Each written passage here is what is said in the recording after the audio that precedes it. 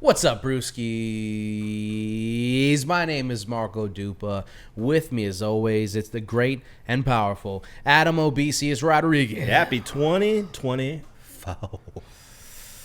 Tonight's brew is a double whammy. Yeah. Okay. So stuff we don't normally do. Two things we don't normally do on this podcast. Yeah. Neither one technically are brews. That's true. But we're going to get into both, and Obi's going to have a little bit more about, I guess, this You brew after a the mead. break. You brew a mead, Yeah, don't I guess you do. Yeah, you brew a mead. You Okay. brew a mead. But we're going to start as a celebratory thing with this little cute little bottle of Prosecco. Because this is the first episode of 2024. We made it. Somehow. We did. Yeah. So we'll do this, and Obi will talk about what's next after the break. Yes. What's on tap for tonight? It's a full-on best of the year, baby. Mm-hmm. Best of 2023. I guess not really best of, but favorites. Sure. Yeah, we did. Favorites slash best We of. talked about this off air, and we decided it was probably better for us because we're human beings here. We don't consume stuff beings. for a living, so it might be better for us to take the Oprah approach of just presenting our favorite things of the year. Yeah. See, listen, if you guys start paying us to do this show, then, gladly, then I will consume content for a living. You For better you. believe I will sit like Clockwork Orange. Yeah. And have my shit tied back. Just consuming content. Yeah. But until that day comes, we got jobs, bills to pay, It's true. people to see, babies kiss. Yeah. But we do enjoy some stuff, so we'll have that for you.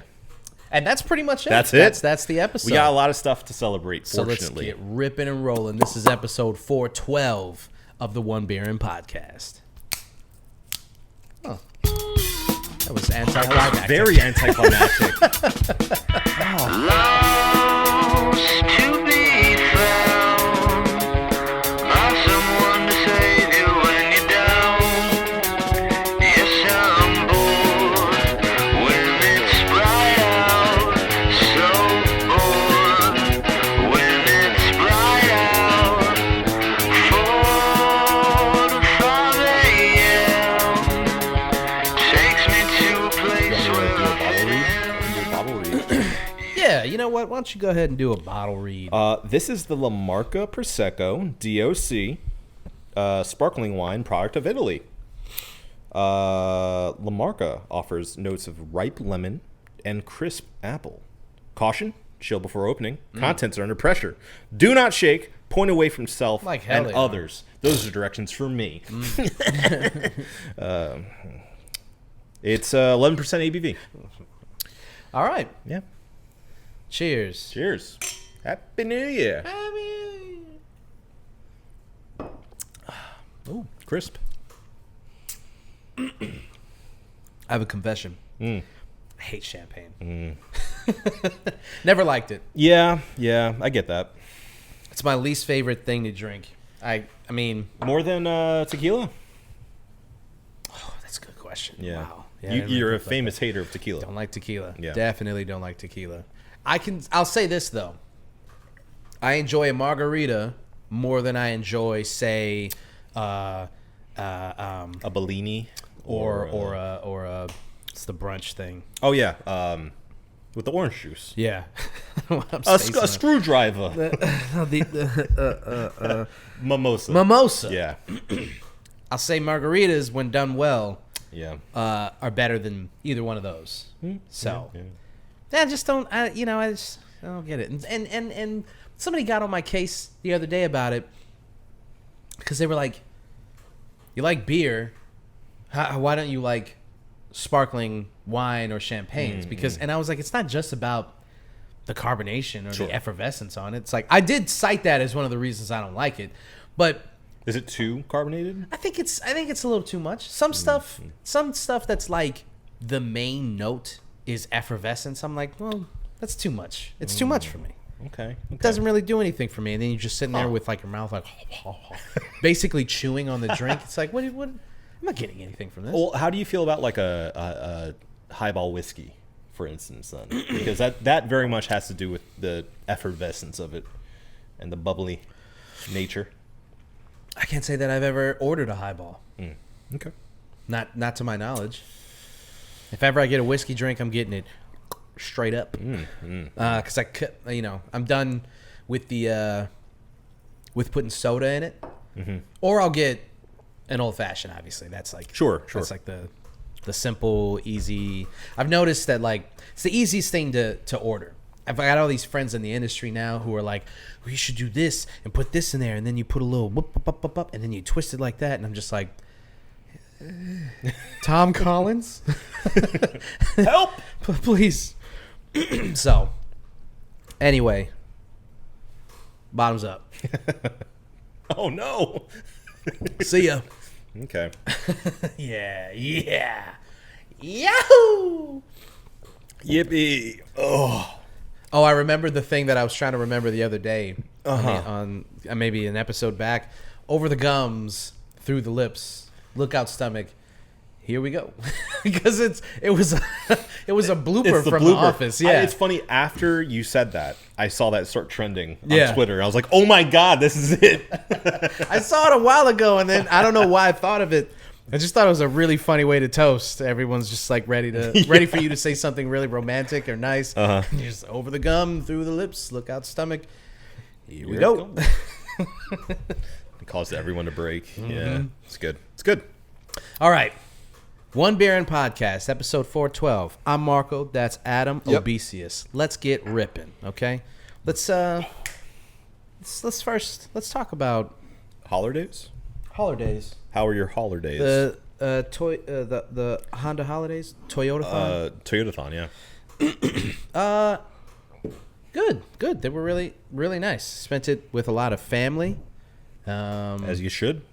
It was one of those years where like a lot of things could have gone wrong and didn't. You know, it was just like Murphy's Law, opposite of Murphy's Law. It was Yeah. just like, I don't know, man. It was one for the books. It was one for the books. It was nice. I spent it with my family. Wow. And spent it with Andy's family. That's great. And we just had a really good time. And everything worked out. Everything worked out. That's good. There was not everything. There's two things that didn't work out. Okay. Well, number one, you already know about this. Yeah. Pepper pot. Pepper pot. The disaster of 2023. Yeah. I'll give you guys just a quick little recap. The pepper pot incident of 2023. Yeah. Basically, Guyanese people, myself, on Christmas, there's a couple of dishes that are traditionally Christmas dishes that only get made around this year. Pepper Sure. pot is one of them. You can Google it, but basically it's just like a stew, like a black. It looks like motor oil with meat thrown in, If you do it right. and it's amazing.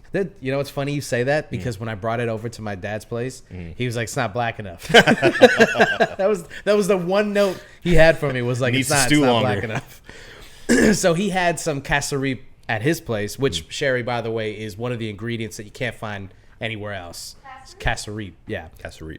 It's basically this black mixed. It's basically like like it's sauce, but you add it to the pepper pot. It's like what gives it its color and main flavor. Although there's a ton of stuff that you put in with it. Yeah. Fresh herbs, orange peel, onions, garlic, weary or Scotch bonnet peppers. All kinds of stuff goes into it. Weary is like another like South American pepper.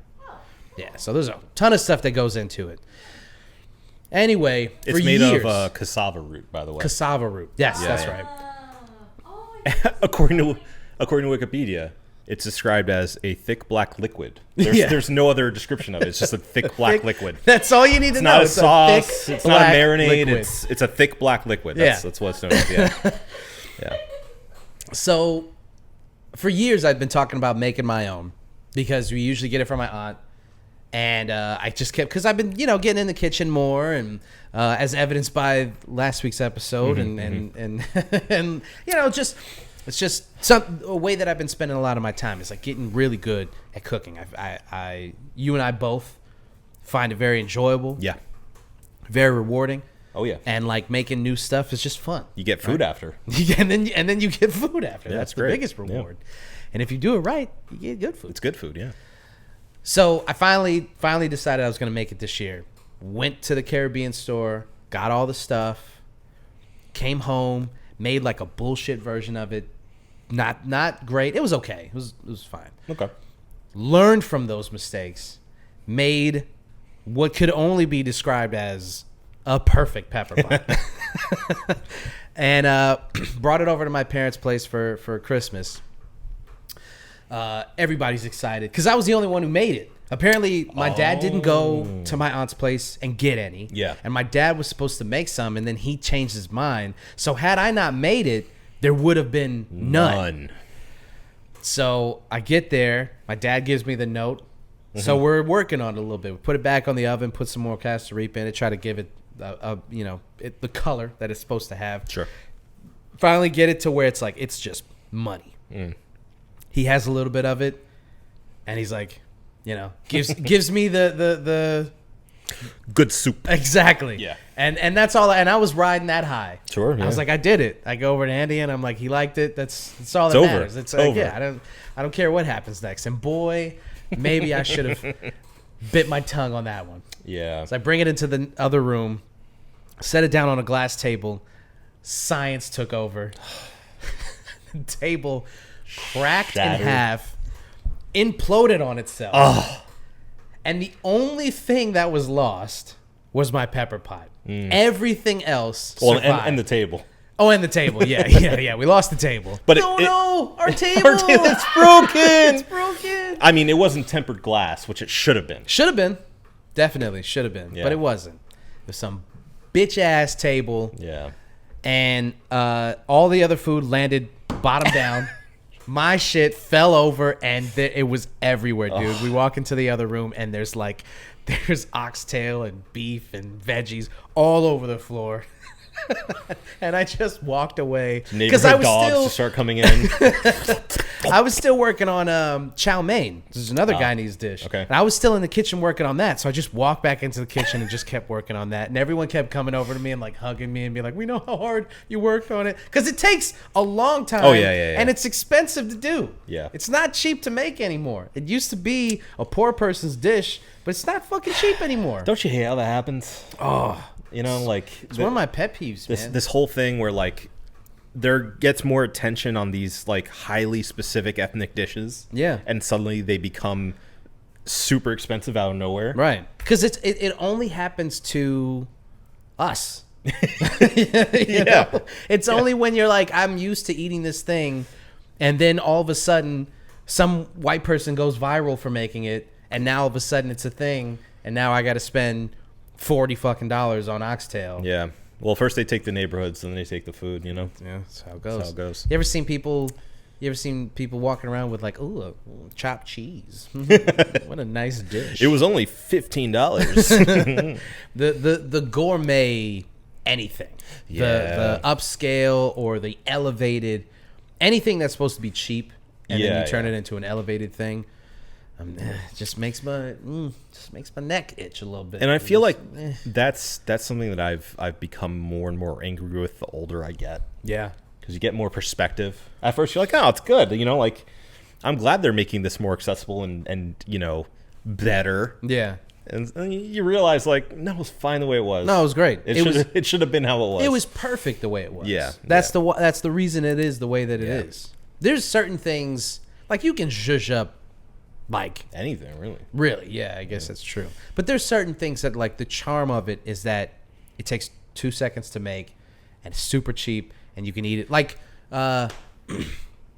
musubi, for instance. It's just Spam, rice, and nori, or seaweed, basically, right? Yeah.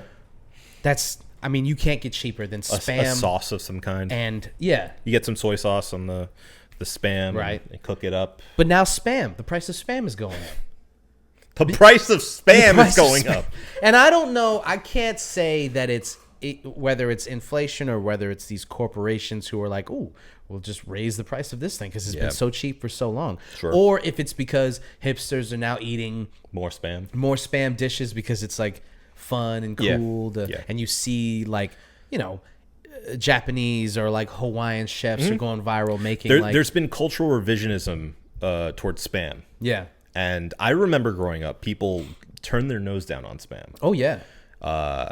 Not in my house. We would have some Spam. Oh yeah. And Vienna sausages. Oh yeah. You kidding me? Man, Vienna sausages? fucked up Vienna sausages. You know the thing about Spam? I always assumed that Spam tasted like corned beef out of a can. Same. The corned beef hash canned red.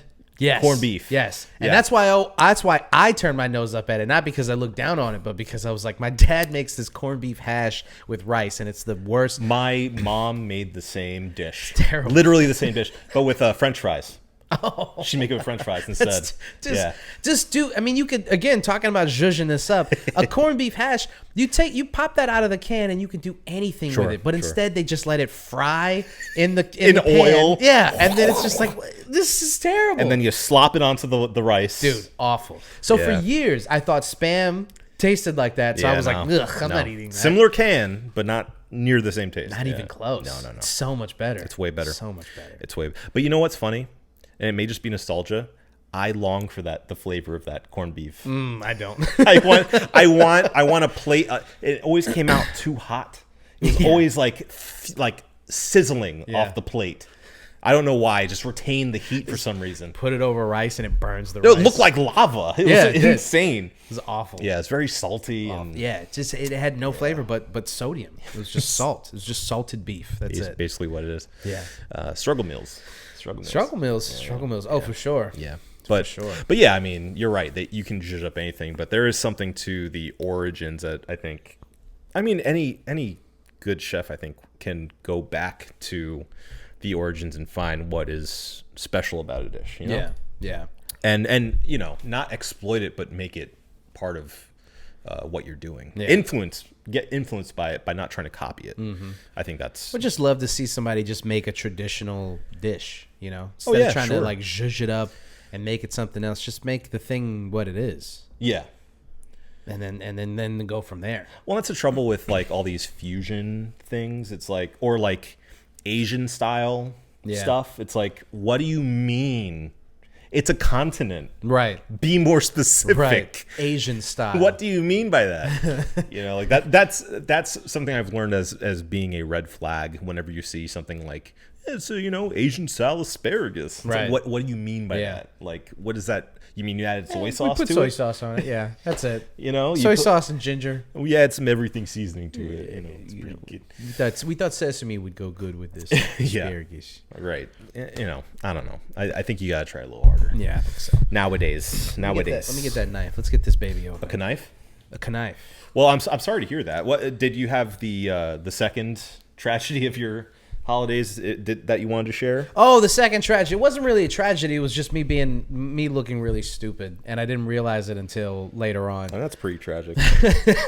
So we, with Andy's family, we went to this really nice country club because that's what certain white people do. They like, instead of eating at home and you know, spending the time with their family at home and cooking and stuff, they go to these really nice country clubs, and then they have the country club cook for them.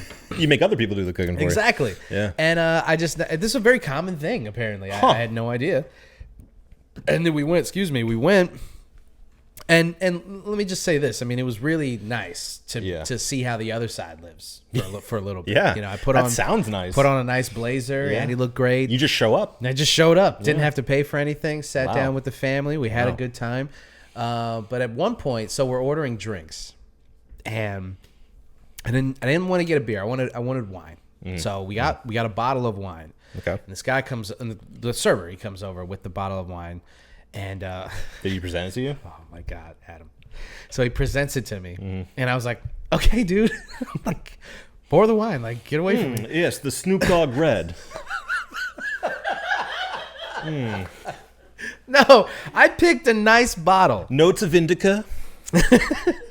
So he puts a little bit down, and I'm like, all right. He puts a little in the glass. More? And Andy's like, taste it. And I was Yeah. like, oh, okay, cool. So I gave it a taste, and I put it down. I was like, sick.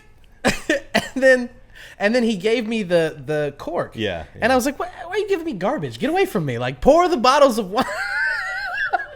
Such a jackass. Smell it, you monster. I know. Yeah. And I only learned this Haven't you later. seen some movies? So I was taken aback because I was like, like halfway through it, I was like, oh no, it's the stuff that I've seen in movies Yeah. for years. Yeah. It's actually real, and They it's do that happening for right in real. front of me.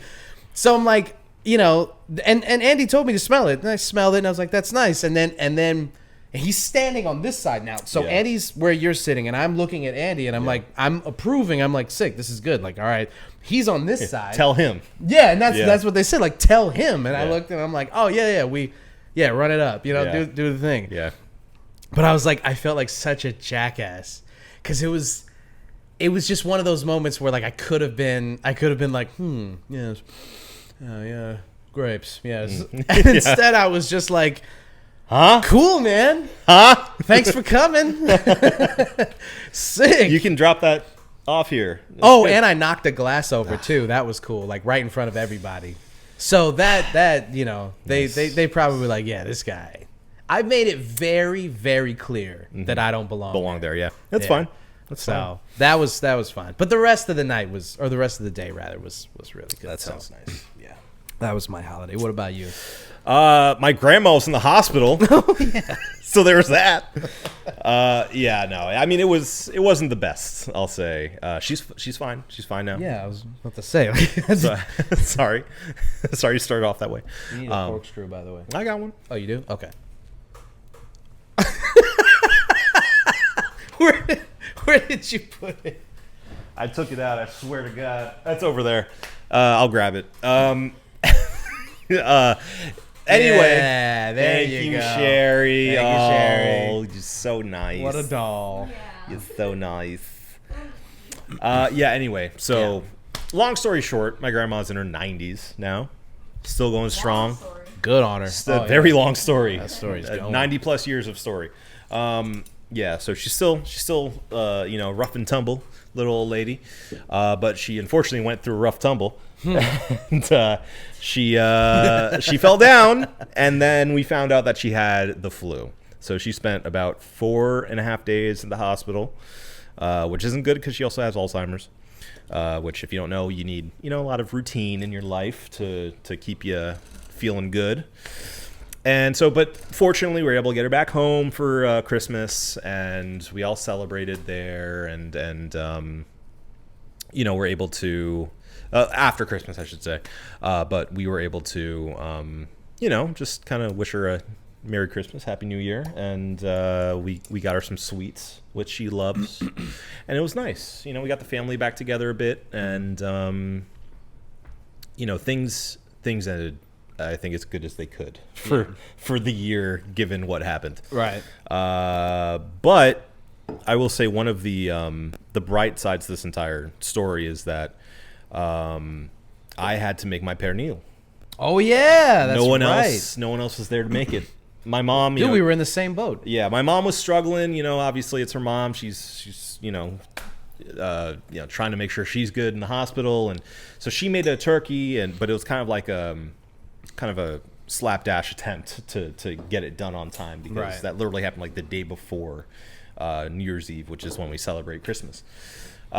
So I did some reading. I found a classic, apparently like the Bible of Puerto Rican cooking.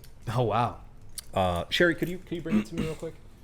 I have it right here, actually. Oh, you literally got it. I bought it. Yeah, I bought the book. I didn't need to, but I did, just because I felt the need to. Thank you. It's called Cocina Criolla, and it's by Carmen Aboy Valledejuli. There you go. And this is the new edition, revised. That's what it says in Spanish right there. Oh. But I found online, apparently, I did some research. I saw, I read some threads and such, and they said this is the Holy Bible for making good pernil. And so I followed the instructions on here for the recipe itself, and then I went one step further and found a guy online who recommended this book in the first place and said, I follow this recipe, but I do it lower and slower. He does it for 14 hours cooking at 190. It's a pork, if you guys don't know, it's a pork shoulder. Yeah. So what you got to do is you got to score the fat and skin on top, because it has the skin on it still. Yeah. You score it on top. Scored. then you baste it with all this, vinegar and sauces and seasonings and such. Lots of garlic. You actually stick the garlic inside the meat. This is very similar to just Guyanese garlic pork. I mean, I'm sure it's probably made the short trip to the island. Yeah, I'm pretty sure it is like a European thing that we just repurposed. Caribbeans just repurposed. Oh yeah, I'm sure.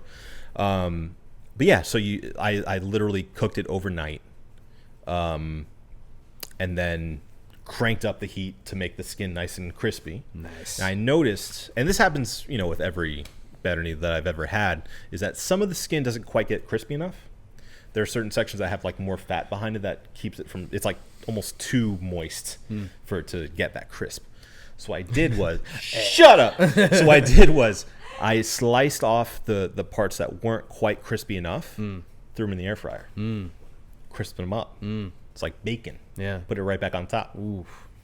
Delicious. I only got compliments from it. It was almost gone by the end of the night. Yeah.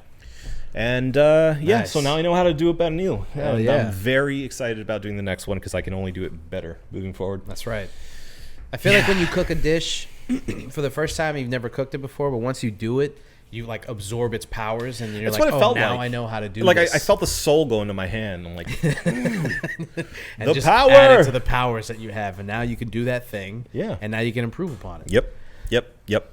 I'm excited. Yeah. I want to make, because like you're saying about pepper pot, it's really something you only do for the holidays, but I really want to try it again like sooner than that. Yeah. Just for funsies. Yeah, I mean, hey, listen, we're the new generation. For far too long, we have been restricted by these old ways. Yeah. The old guard is dead. Right. We are the new. Yeah. And I can have pepper pot in July if I want to. Sure, And sure. for Neil, we can have Whenever. in August. Well, what I'm thinking, and it's funny because I just talk shit about like, repurposing things and like making them different.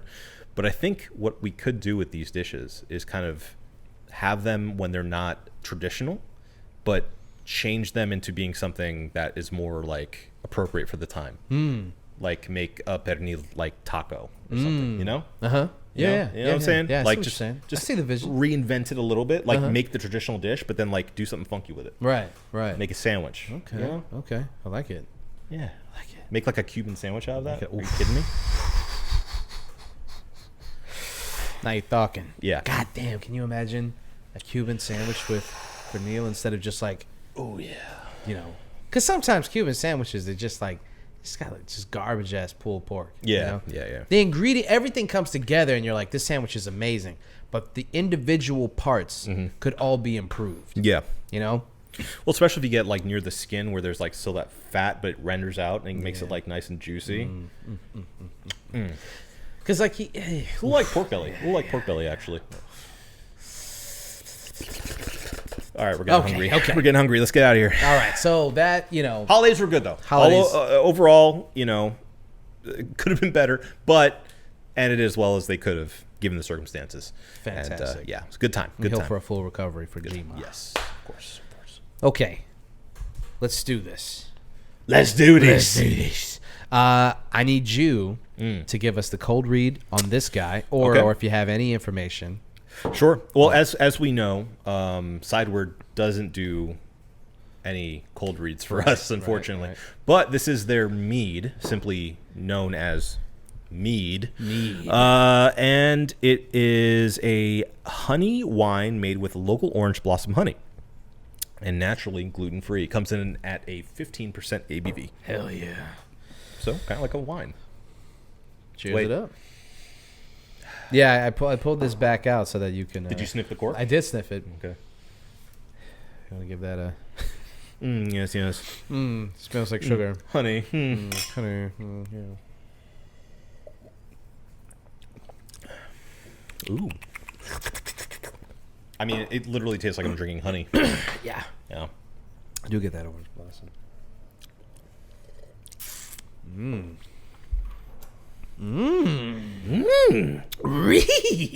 Okay. So how do you want to do this? We're going to do the best of favorites. Do you want to...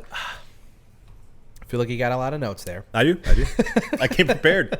So, do you want to do? We go back and forth, or Yep. we can just go. You give yours, I give mine. Because I don't think they're gonna. We are not gonna be able to land on categories, right? Because No. I fully anticipate this would be categoryless. Okay. What I'm thinking is we go back and forth. Okay. Just so that we each get, a little exposure. Yeah. And that way, what we can do is, if you pick something that I picked, we can just talk about it then. Okay. And skip it. Yeah. Okay.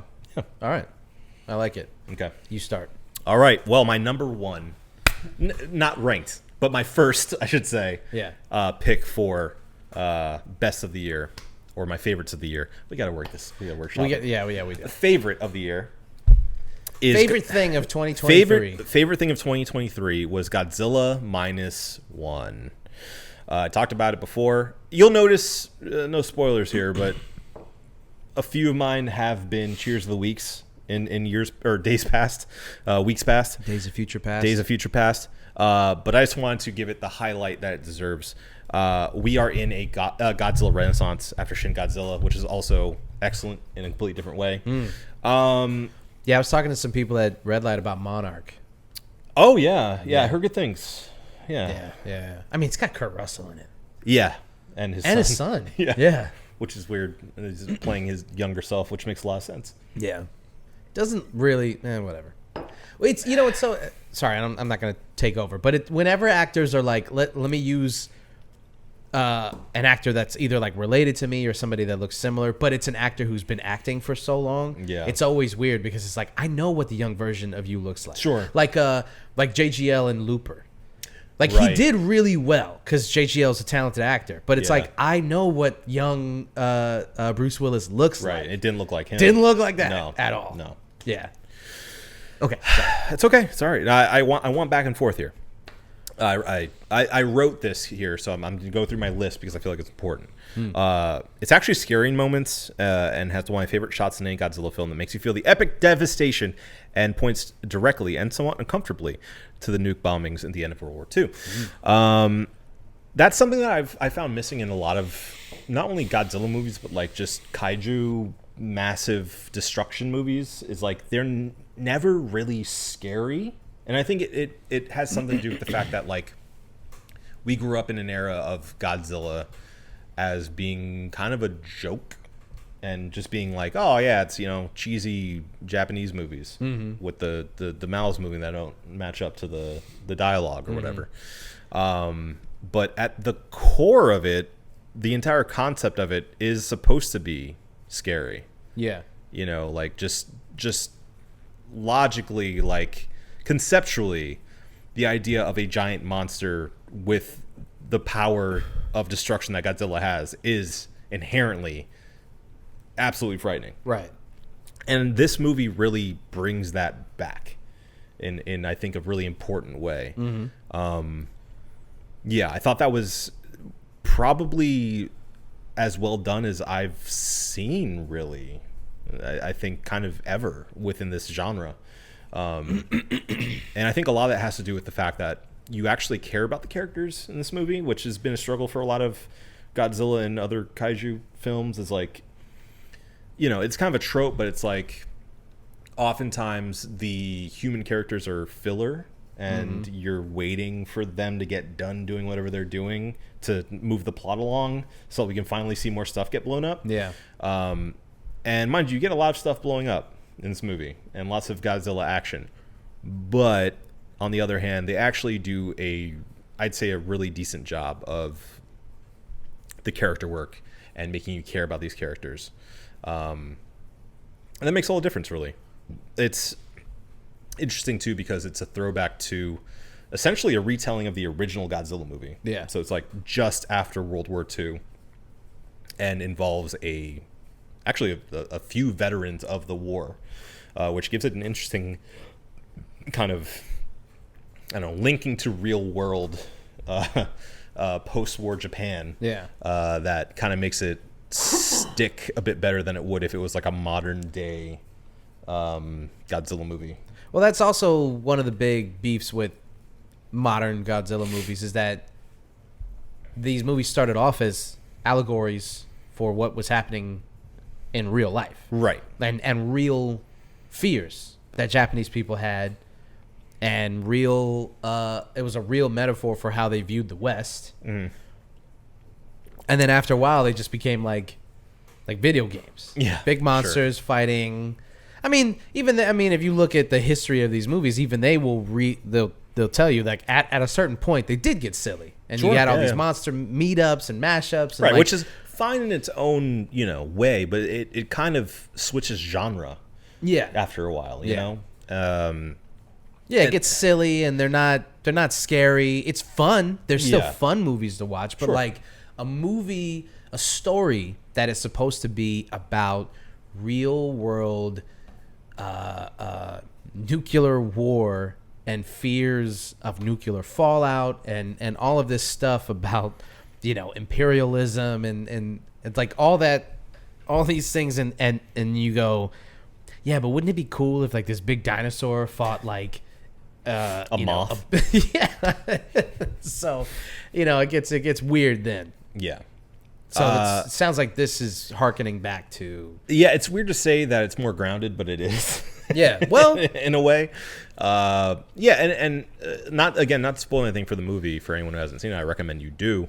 But it's just about Godzilla. There's no other, like, threats that Godzilla is fighting. It doesn't get kind of... Because even, like, the American Godzilla, the more recent one that started the series... had to do with Godzilla fighting this other threat, and I feel like that already kind of jumped the shark in its way. Yeah. I think it should have, and I think this movie shows like it should have stuck to focusing on Godzilla. Godzilla is enough of a threat, right? Like we don't need to make Godzilla a hero or a villain. Really, it is a destructive force, right? It's like a storm. A storm can't be evil. Right, it just is. But it's ruthless, and I think this, at least for the most part, shows that. I do think towards the end it gets a bit kitschy. It gets a little, or not kitschy, I shouldn't say, but more like, it becomes a little too crowd-pleasing for my like. You got something to say, Sherry? I just don't like happy endings. Right, okay. So you don't like happy endings. That's true. Okay, let me not say you don't like happy endings. You don't like unearned happy endings. Mm-hmm. Something shouldn't tie up neatly unless it's supposed to. Right, and I feel like this movie, again, without spoiling anything... I think you do prefer sad endings, though. I do. I'm sorry.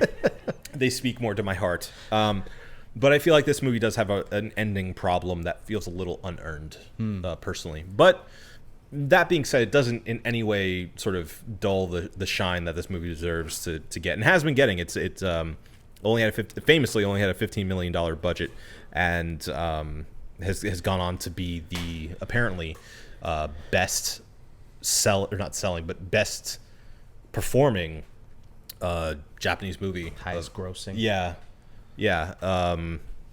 Japanese Godzilla film of all time. So nice. Yeah, I mean it's huge. It's doing numbers. They're actually re-releasing it on the 12th with a black and white version. Oh yeah, which I heard. is interesting. That sounds sick as fuck. Yeah. So that should be pretty cool. Another like harkening back to the origins. Yeah.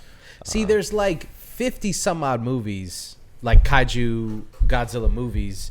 I was confused, especially when Shin Godzilla and Godzilla Minus Zero, and then Godzilla, the American one that just came out, or that's about to come out, or did it just come out? I can't remember. No, there's an American one that's coming out. The right? next American one's going to be the Godzilla Kong. Yeah. Godzilla X Kong. Yeah.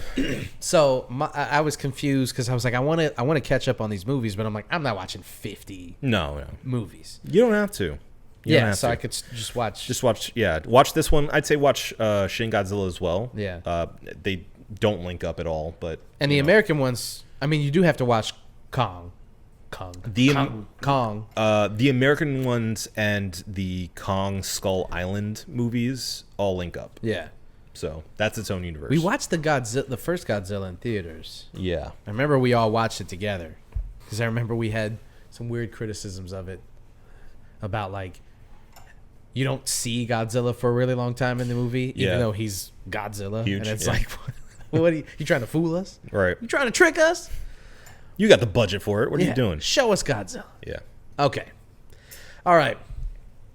In the spirit of favorite thing of 2023, what's topping the list that has, apropos of nothing really, is The Great Escape by Larry June.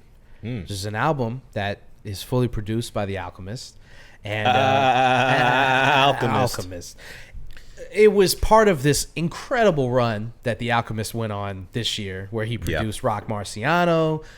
He had a bunch of verses on different artists' albums where you're like, oh shit, that's right, Alchemist can rap, and he's not that bad at it. I mean, he does sound like Rock Marciano, but that's okay. He also fully produced Earl Sweatshirt's album, and he also produced Mike's album. So he was... The man was busy. Yeah. But I think nothing really topped The Great Escape. And the reason I put it as like my favorite thing of 2023 was because like I looked at my Apple Music recap, and man, I listened to this album so much. It's a good way to tell. Yeah. I mean, it was a crazy amount of time I listened to this album. And it was because like when it came out, it was perfect. Like I put it on when I would put it on at work. That's how I would start my day, especially if I was opening and it was a Saturday, nice sunny day. I'd put on Larry June because it's just like it just has that vibe. And then if it's nighttime and I'm on my way home, put on some Larry June. It's just like Larry June. The only things he raps about are getting money and just having a good time. Yeah. And like he the way he raps about like investing your money back into like things that will make you money and like not wasting your time.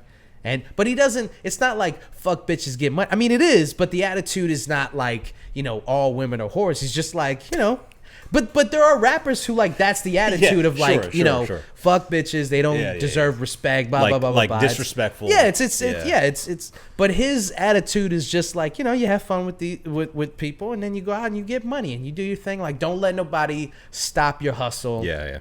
Keep it's grinding. inspirational. Yeah, it's inspirational. Yeah. It is. And it's the easiest thing to put on. And I know if Robin's listening to this, he's hating every second of this because he doesn't like Larry June. I forgot how much he hates. Oh, Larry he June. hates. Yeah. But I'm telling you, man, if you just listen to a little bit of Larry June, it'll change your life. It's such a random artist to hate, though. I know. That's what I said. I was like, he's not even like. If he was one thing or another, if he was like super lyrical and Robin was like, I don't want to hear this, rippity dippity, no, it's lyrical miracle bullshit. I'd be like, all right, I get that. Right. But he's not. He's just so middle of the road. That's exactly what it is. That's what confounds me about his hatred for him. But It's so strange. I respect it. But you love who you love. Love this album. Love this album. Still listening to it. Probably gonna try to find it on vinyl somewhere. It's I think it's just perfect. Alchemist records sound great on vinyl. Yeah. I have Fetty, the album he did with Freddie Gibbs and Currency, and it's just Yeah. So I mean, I just can't sing this album's praises enough, and most of my favorites is just going to be like music that I listen to. I spent a lot of time just listening to different albums this year. Sure. So it's gonna be a lot of that. Which but is this one good. tops the list. Which is good because I'll tell you, I didn't listen to much this year. Yeah. So I didn't watch that much this year. Well, peanut butter and jelly.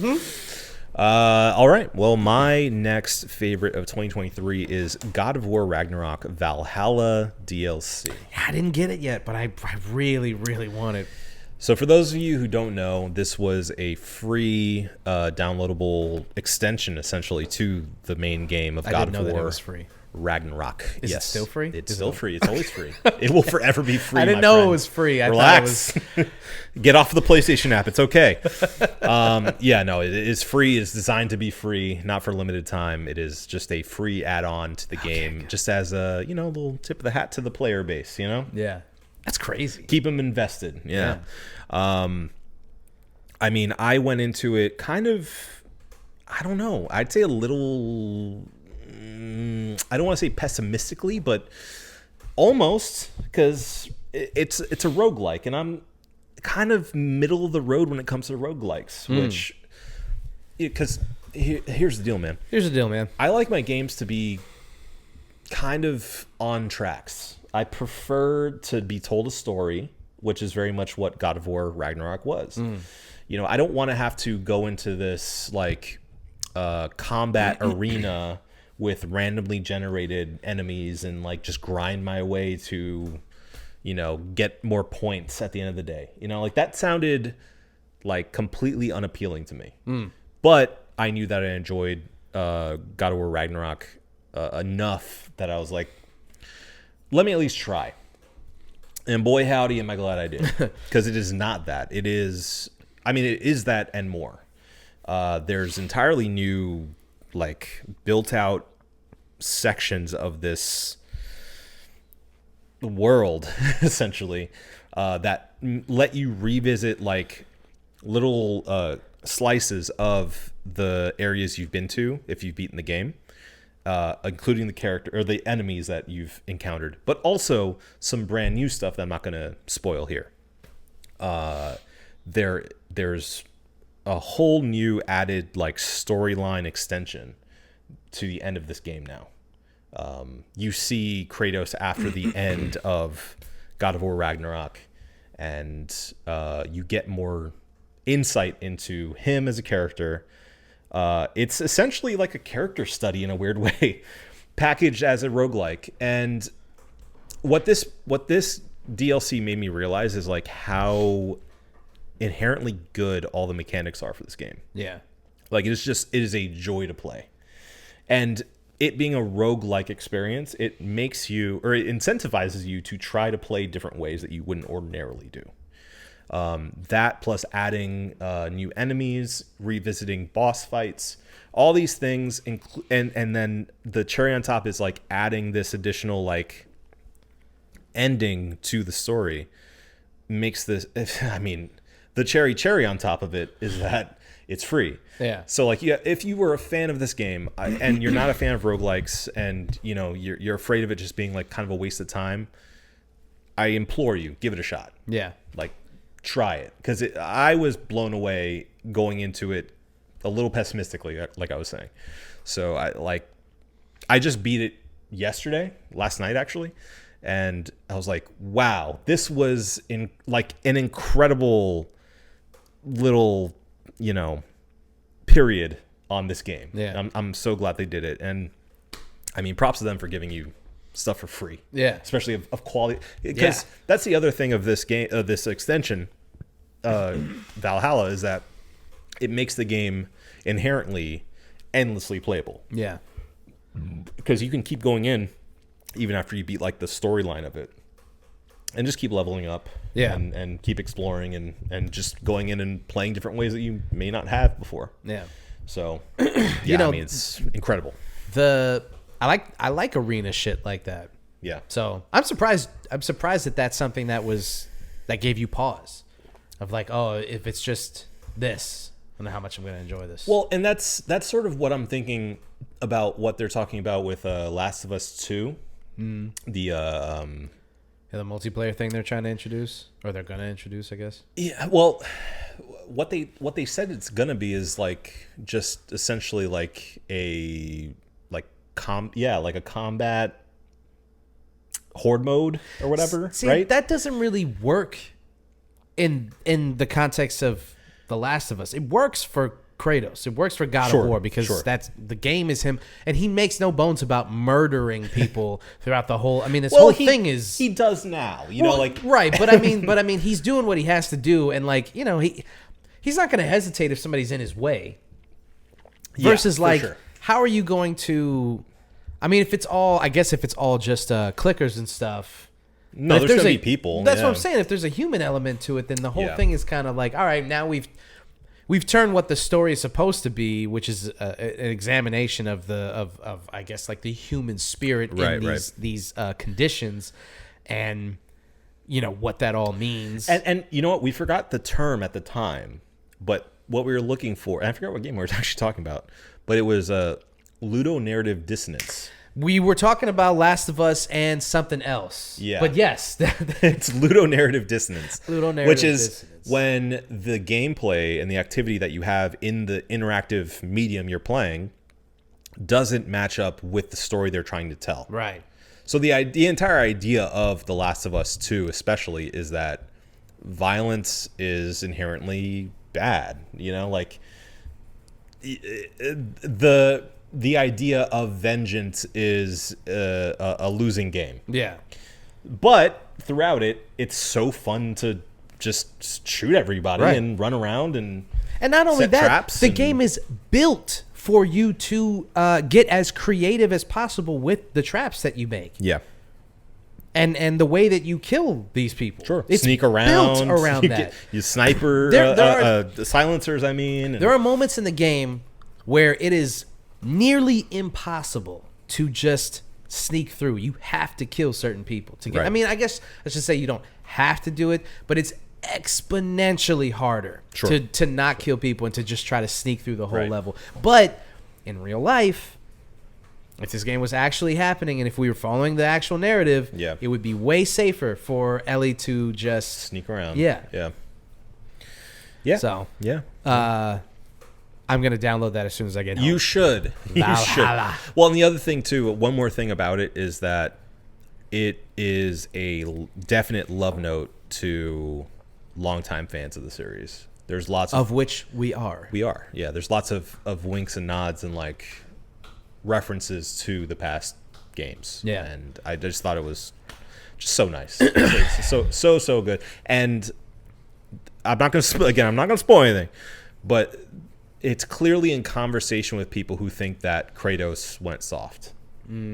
It's clearly in conversation with people who think that the OG Kratos is like, you know, cooler than Dad Kratos. Dad Kratos is the best. He's the best. He's the best. The beard alone. Yeah. And boy.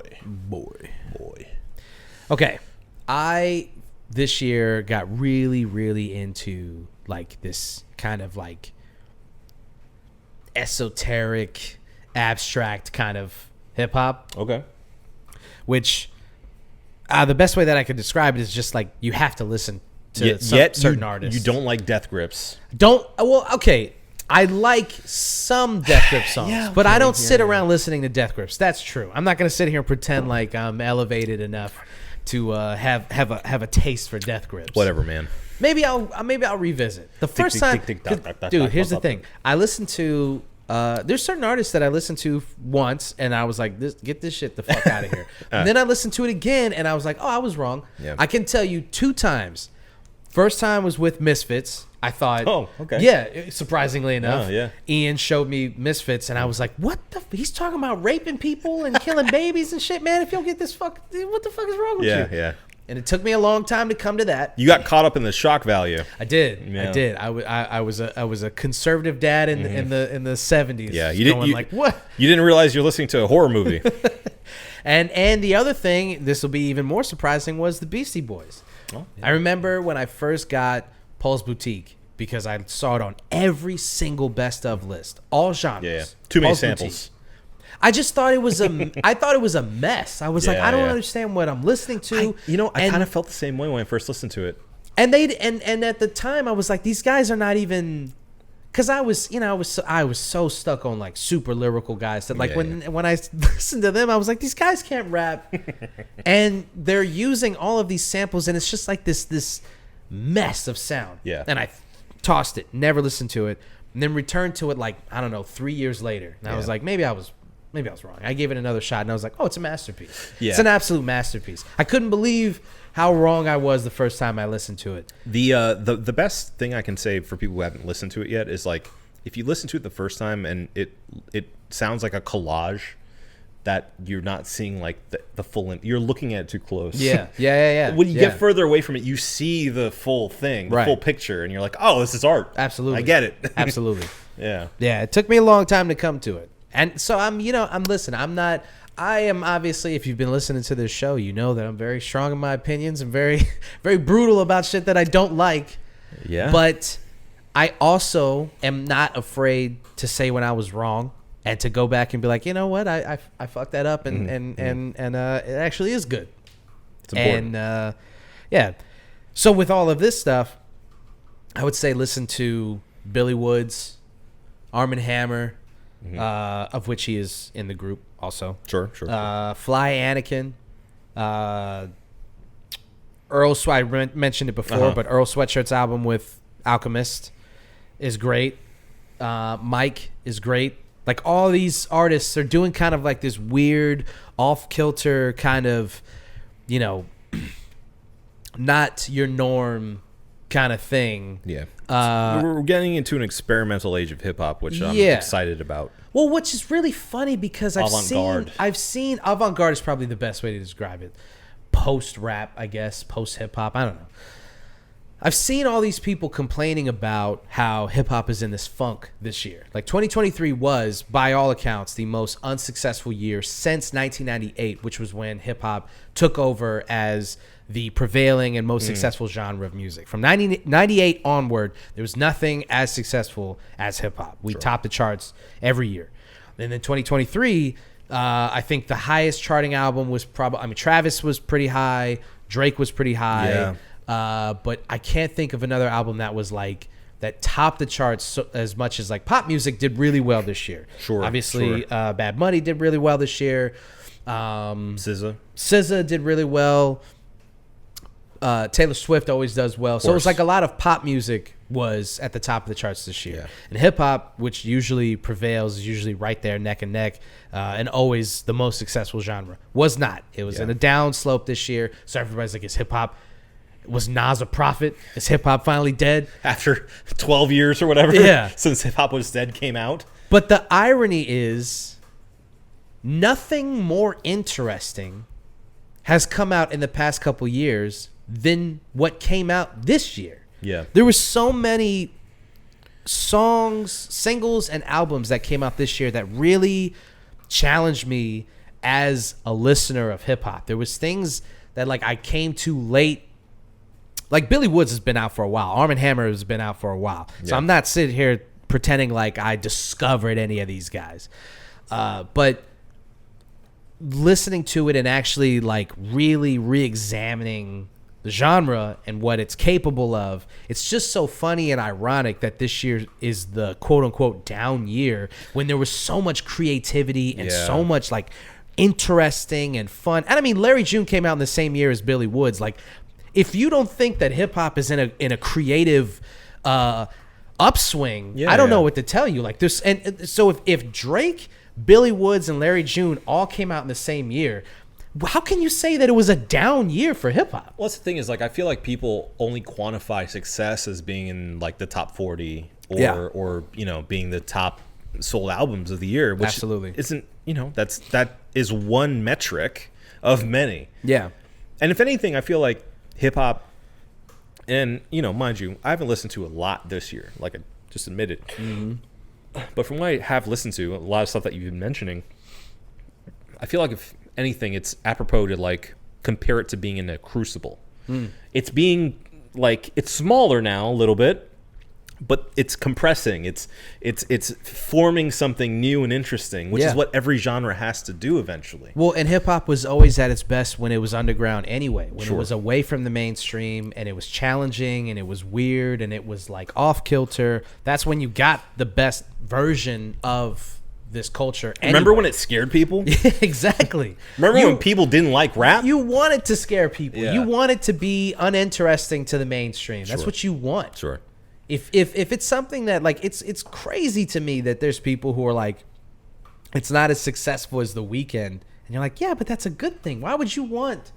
Not to say that I want these guys to be unsuccessful, Right? But things that are successful, you know, global charting smash hits aren't usually that interesting, except for The Weeknd, ironically enough, because that, you know, Dawn FM is a very interesting album. But even that got its own backlash. Like a lot of longtime Weeknd fans that liked a certain style of his were like, we're back to this bullshit again. Yeah, you know, I'm not one of them. I think it's one of his best albums ever. But you know, and it's I think he's now the highest listened to or most streamed artist in the world now. He's ahead of Taylor Swift currently.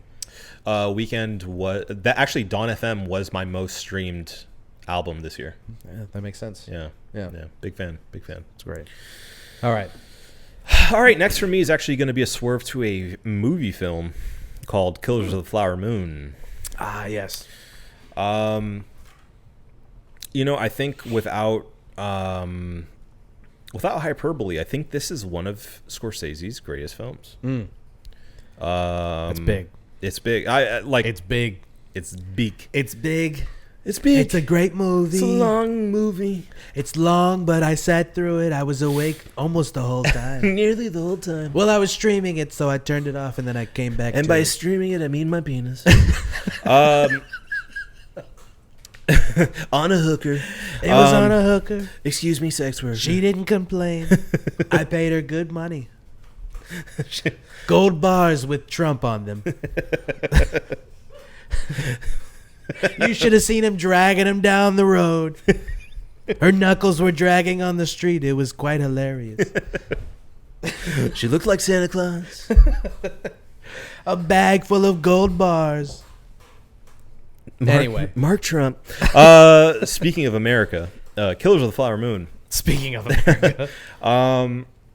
Yeah, I mean, once I found out that this movie was going to be the next project by Scorsese, big fan, by the way, I decided to read the book that it was based off of, because they announced, as we've discussed, they announced movies way too far, way too early now. But in this circumstance, it actually gave me a leg up, and I was able to have enough time to read the book before the movie came out finally. The book. And first of all, the book is excellent. I highly recommend everyone read the book before they watch the movie, because the book does there it is. It's Target.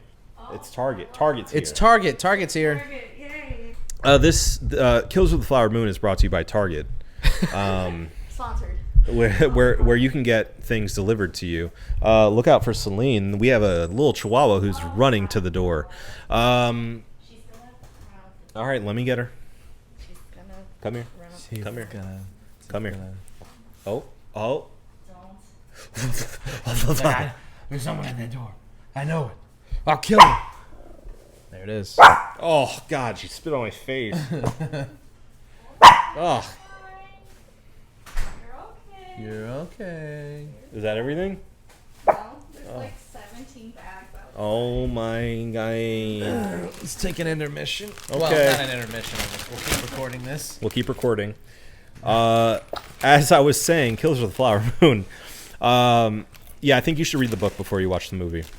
That being said, I think that Leo is fantastic in this film, but I think the true stars are, of course, Lily Gladstone, and surprisingly, but not surprisingly, Robert De Niro. I think it's one of his best characters. I mean, in the past, like 15, 20 years. Like, he plays this guy. He plays the hell out of this guy. And I was really impressed by his character work on this one.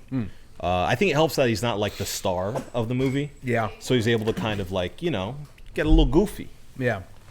Get a little goofy. Get a little goofy, you know, be a side character a little bit. But his role is very important if you know the story. But I thought he was absolutely fantastic. I thought the entire cast was, you know, good, and even though it was really long, it's one of those that didn't feel like it. And I think that shows, like, if you have Not according to this one.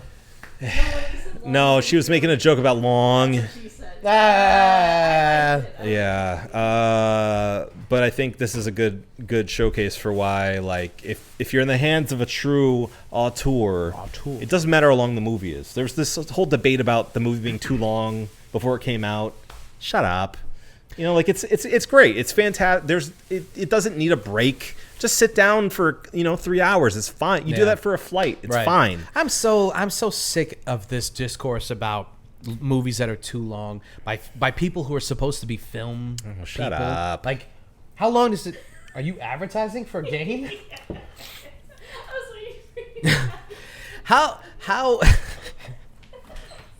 however long it takes an artist to tell their story should be however long it takes. Sure, Listen, I sat down and I watched that piece of shit Justice League, Zack Snyder's director's cut. That movie was 4 hours long, and I sat through that piece of garbage because I wanted to see Zack Snyder's vision. Yeah.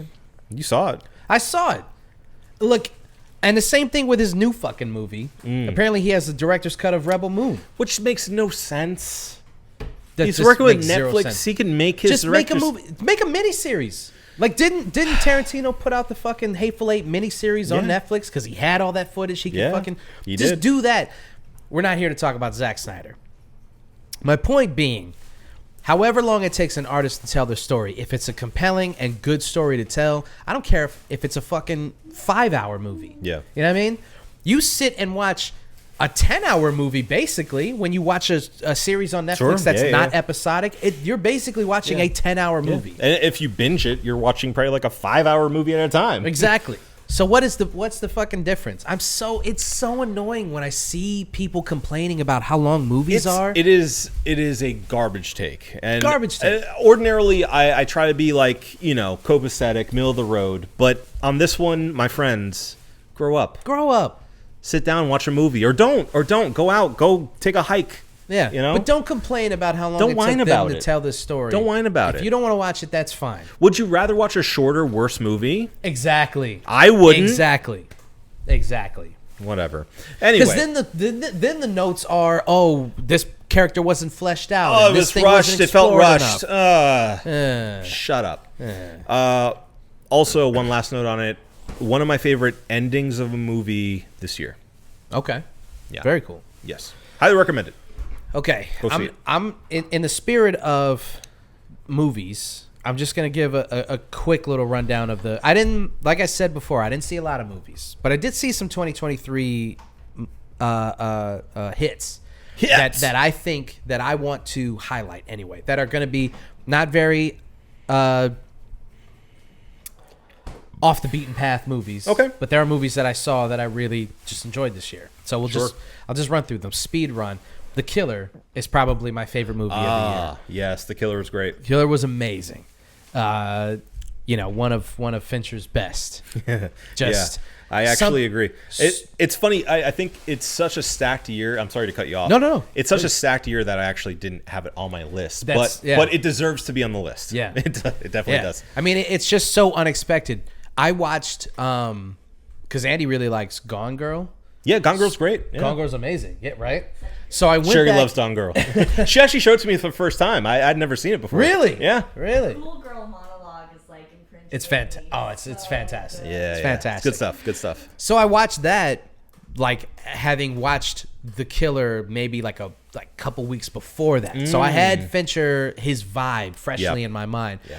So seeing how he's just so good. So man. cold. so precise. Just like He's like man. an alien. He's just like watching humans as like this you're distant thing. It's like watching people exist, but you're in the hallway wondering why they're doing the things that Yeah. they're doing. Yeah. But you can hear the music from the hallway, but not really, and you're Yeah. just kind of standing. And it's the back. Smiths. And it's the Smiths. Yeah. So The Killer was great. Mutant Mayhem. I'm a huge Ninja Turtles Still fan. haven't seen it. I want to see it so bad. Oh, it's so good. It's stuck on Paramount Plus. Ugh. Just gonna rent it. I'm just gonna rent it. Mutant Mayhem's amazing. It's a great, great, great movie for all ages. Yeah. Mission Impossible. I Oh, didn't yeah, realize that yeah. that movie came out this year because It did. so It many was- bangers came Yeah. out It was really early. really early. So Yeah. Mission Impossible. John Wick 4 also came What? out this year. I couldn't believe it. No way. I was just like, what? Oh, I forgot that. I would have 2023 added movie. it to the list if I Yeah. knew that. I John forgot. Wick 4. Spider-Verse was also yeah, a of movie course. that came out this year. Of course. And Guardians 3. Yeah. Nice capstone on a great trilogy. Yeah. A bright spot in an otherwise lackluster, as everybody has said, phase in the Yeah. MCU. And then Extraction 2, only because, number one, our boy is in it. Yeah. And he has a lot of screen time, Nice. which is really cool. I haven't seen it yet. Oh, he's like, he has Okay. a fight scene with Chris Hemsworth. That's cool. Travis Gomez. Shout out to Travis. Our boy. He's been on Yeah. the show. Is our Stunt boy. man extraordinaire.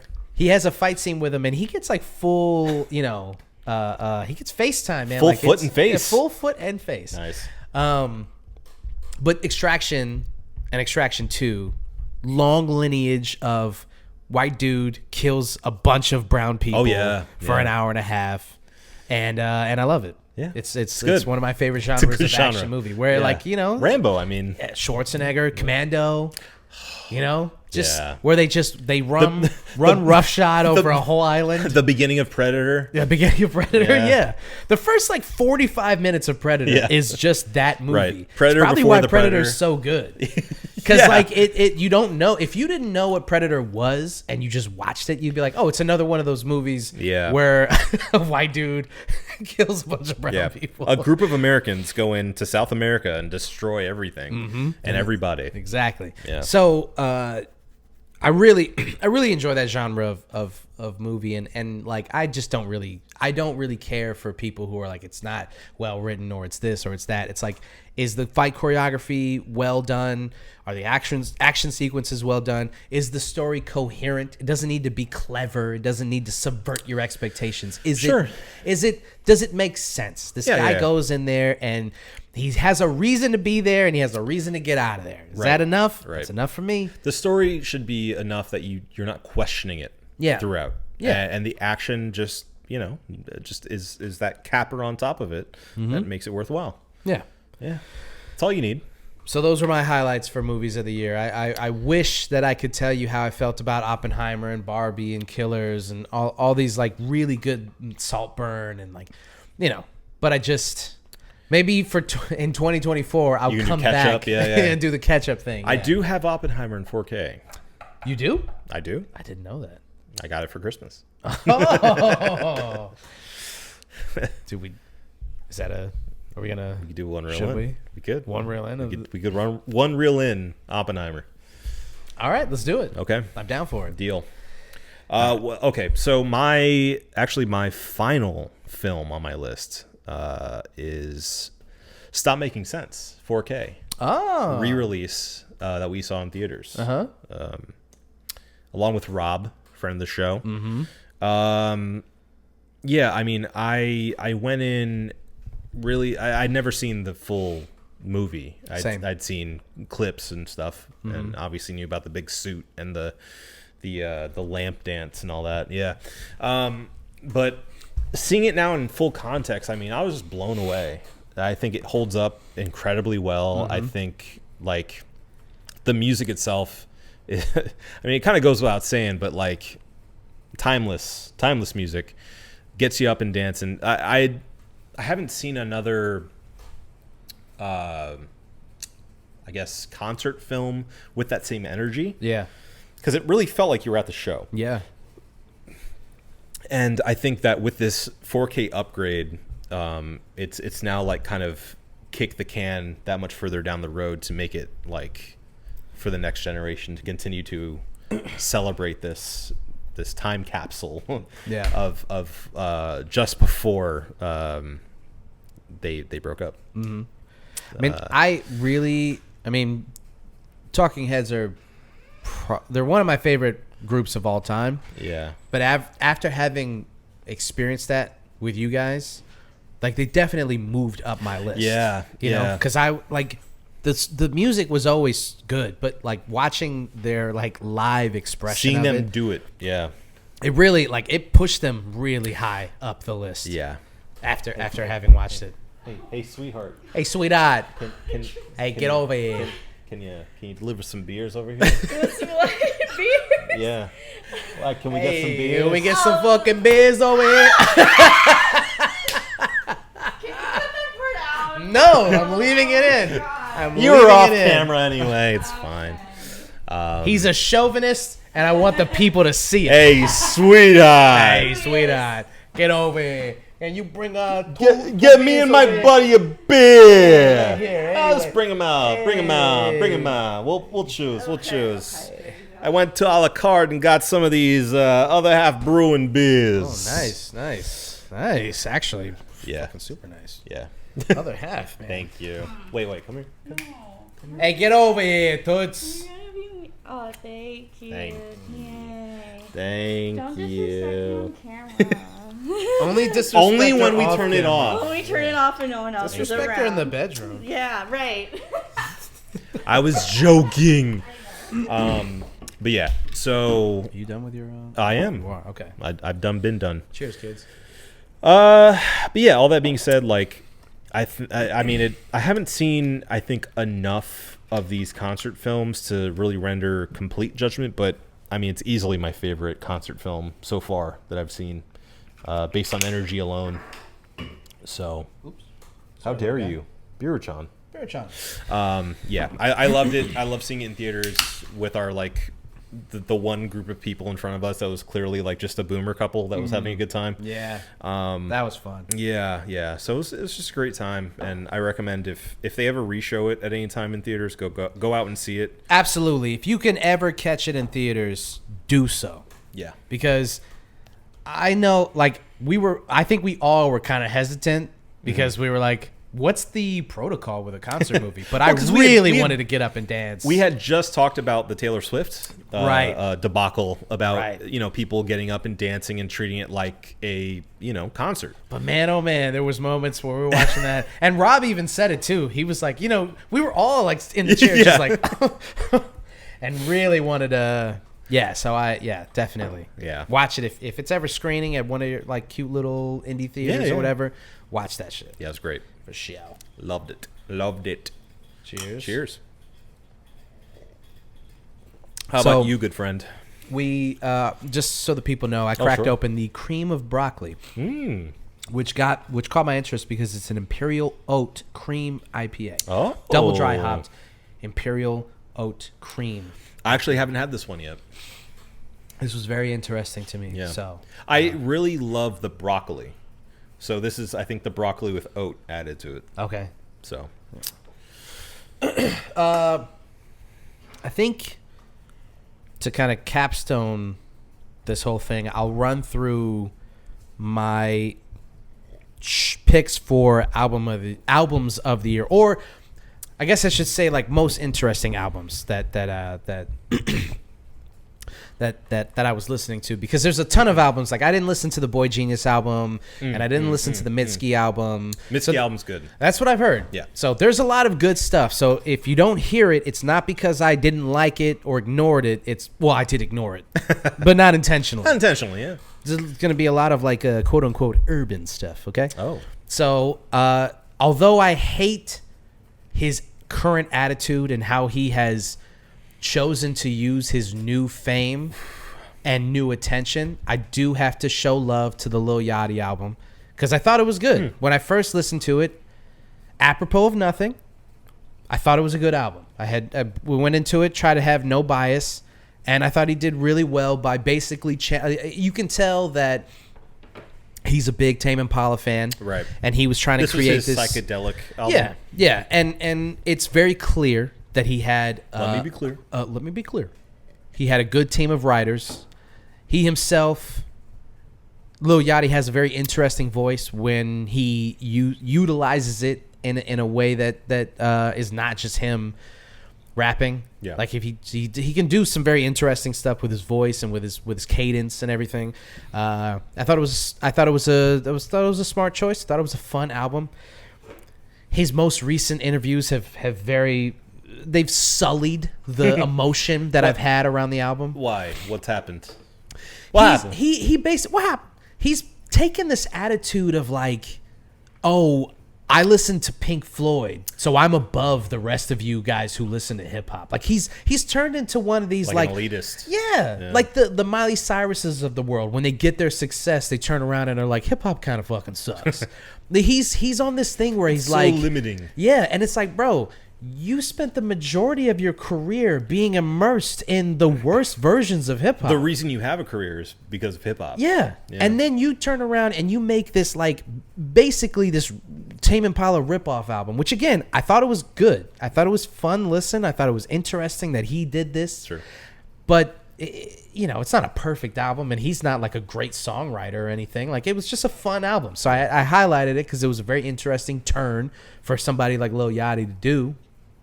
But then to turn around and be in these interviews talking about how bro, you think you're the only person who listened to fucking Pink Floyd? Yeah. Listen, we got high to Pink Floyd in fucking high school. All right, you're in your late 20s, and you Marco just threw up one time. Exactly. We're way past fucking Pink Floyd, my guy. That was a good time. That was a good time. Well, most of it. The last part kind of sucked. I still get queasy when listening to Oh. the second half of Dark Side. Yeah. So get off your high horse, brother. Nobody, you're not the first person. You won't be the last person to fucking listen to Dark Side of the Moon. Or be influenced by Dark Side. Or Exactly. any other classic psychedelic album. Believe it or not, the T-Pain cover album came out this year. That was early 2023. I've been seeing a lot of his covers get prominence on social media now. Well, because he did some show where he was performing it. So that kind of reignited people clipping it out. And again, don't want to be that guy, but I tried to tell you guys. Yeah. I posted about it a lot. It's been well known that he has a great voice. It does. Yeah. And this cover album, I posted about it on Instagram. I was like, guys, this is a great album. Yeah. This is everybody who watched that NPR performance. This is him Oh, yeah. showcasing that shit. Yeah. And now everybody wants to, whatever. Yeah. It's fine. It's fine.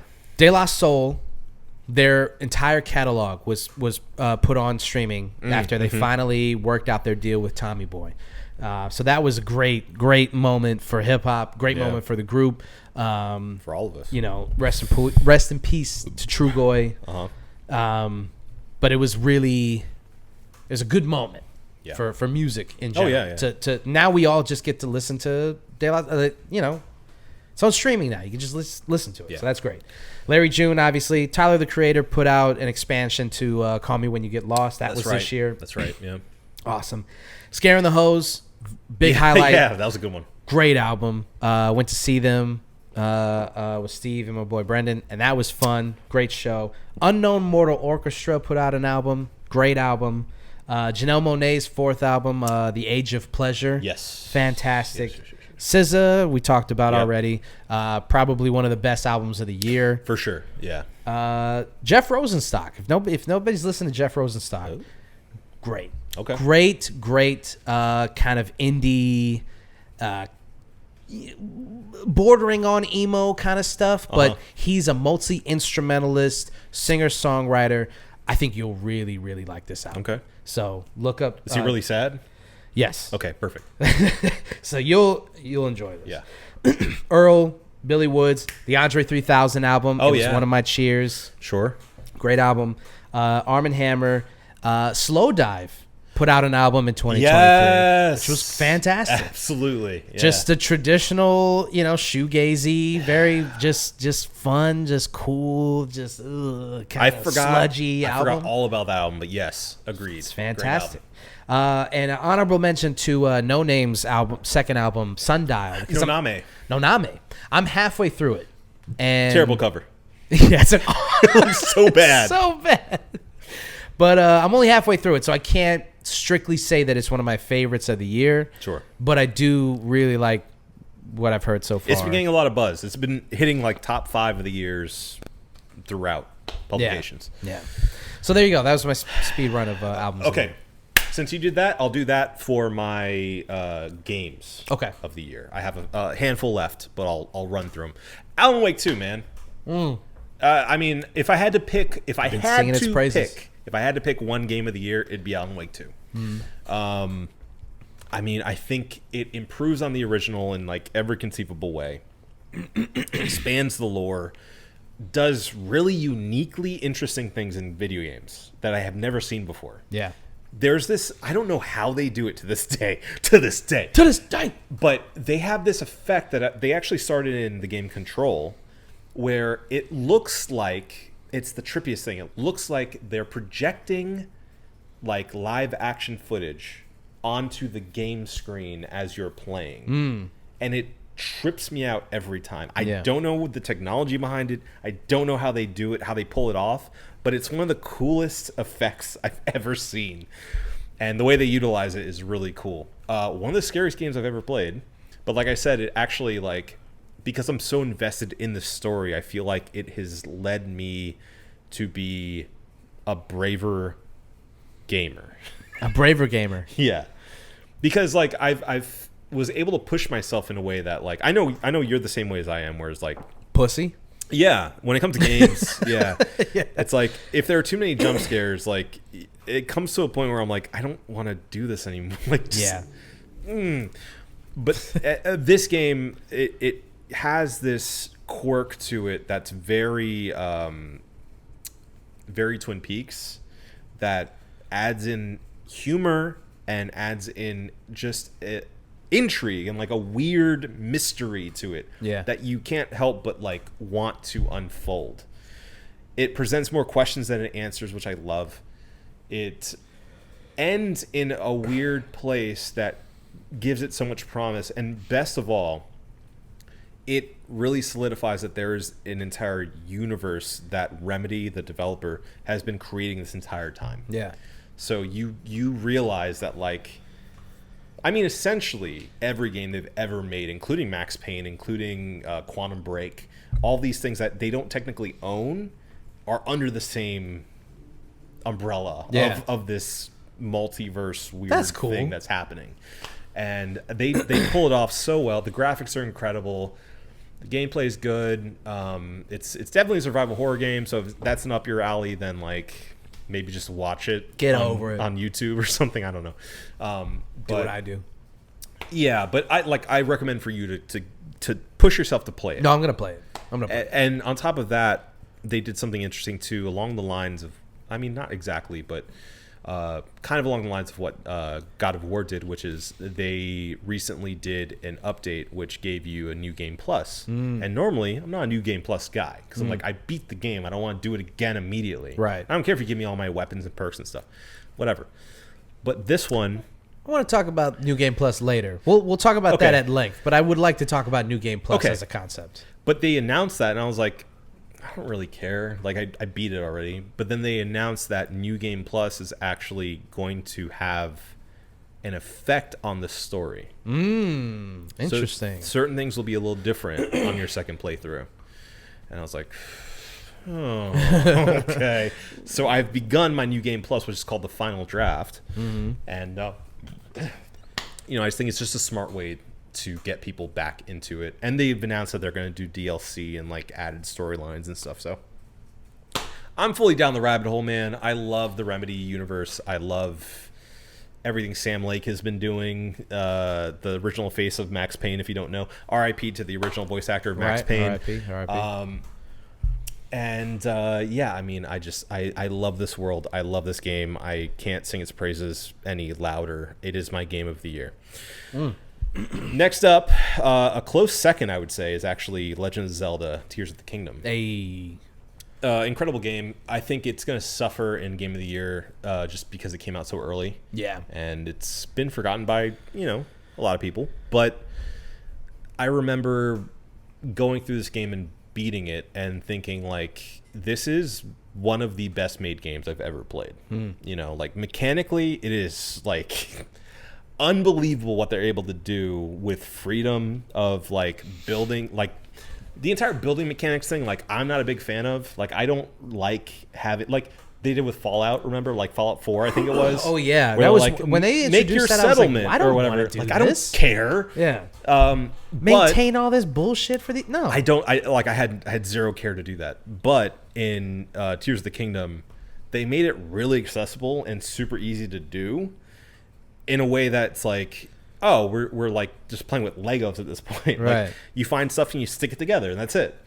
And that made it so accessible that I was like, okay. And not to mention they attached that to the weapon degradation that people were complaining about too, because in this game, unlike, you know, a lot of other games, your weapons they break after a couple of hits.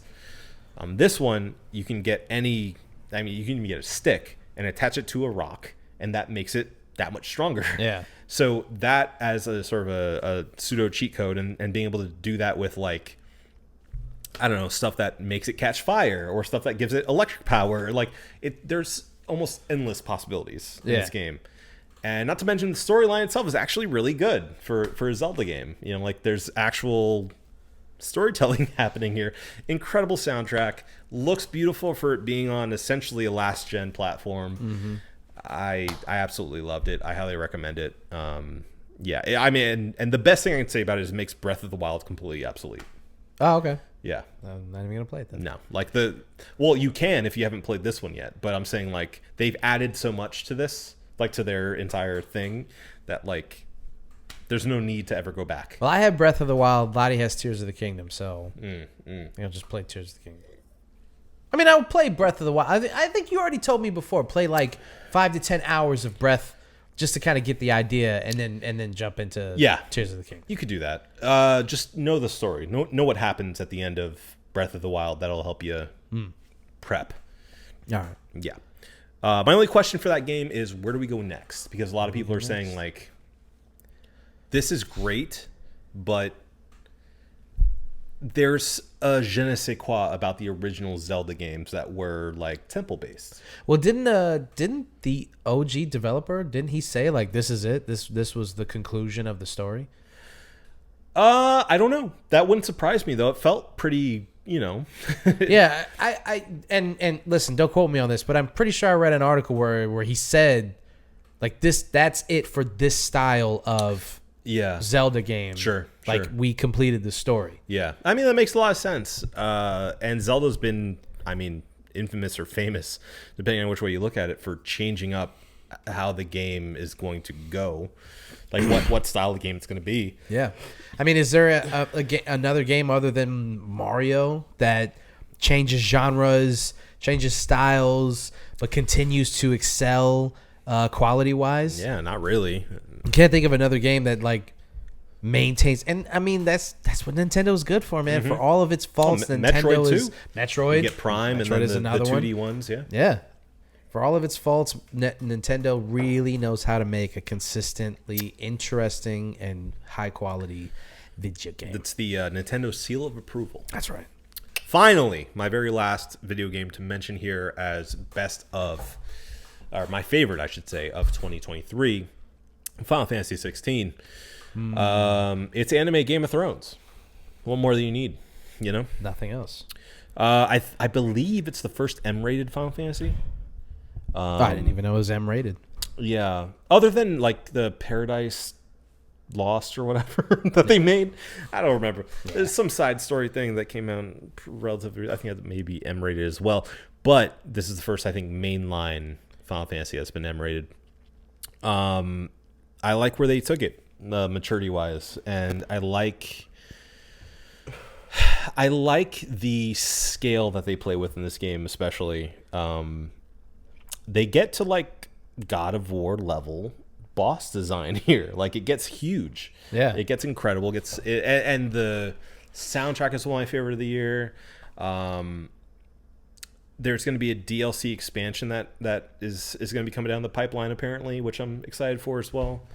Yeah, I mean, I loved it. I think there's a lot of naysayers who say it's too far removed from the RPG-ness of the original series, but like we were just saying about Zelda, I'm happy to see a franchise evolve with time in the way that even like Yakuza went. Yeah.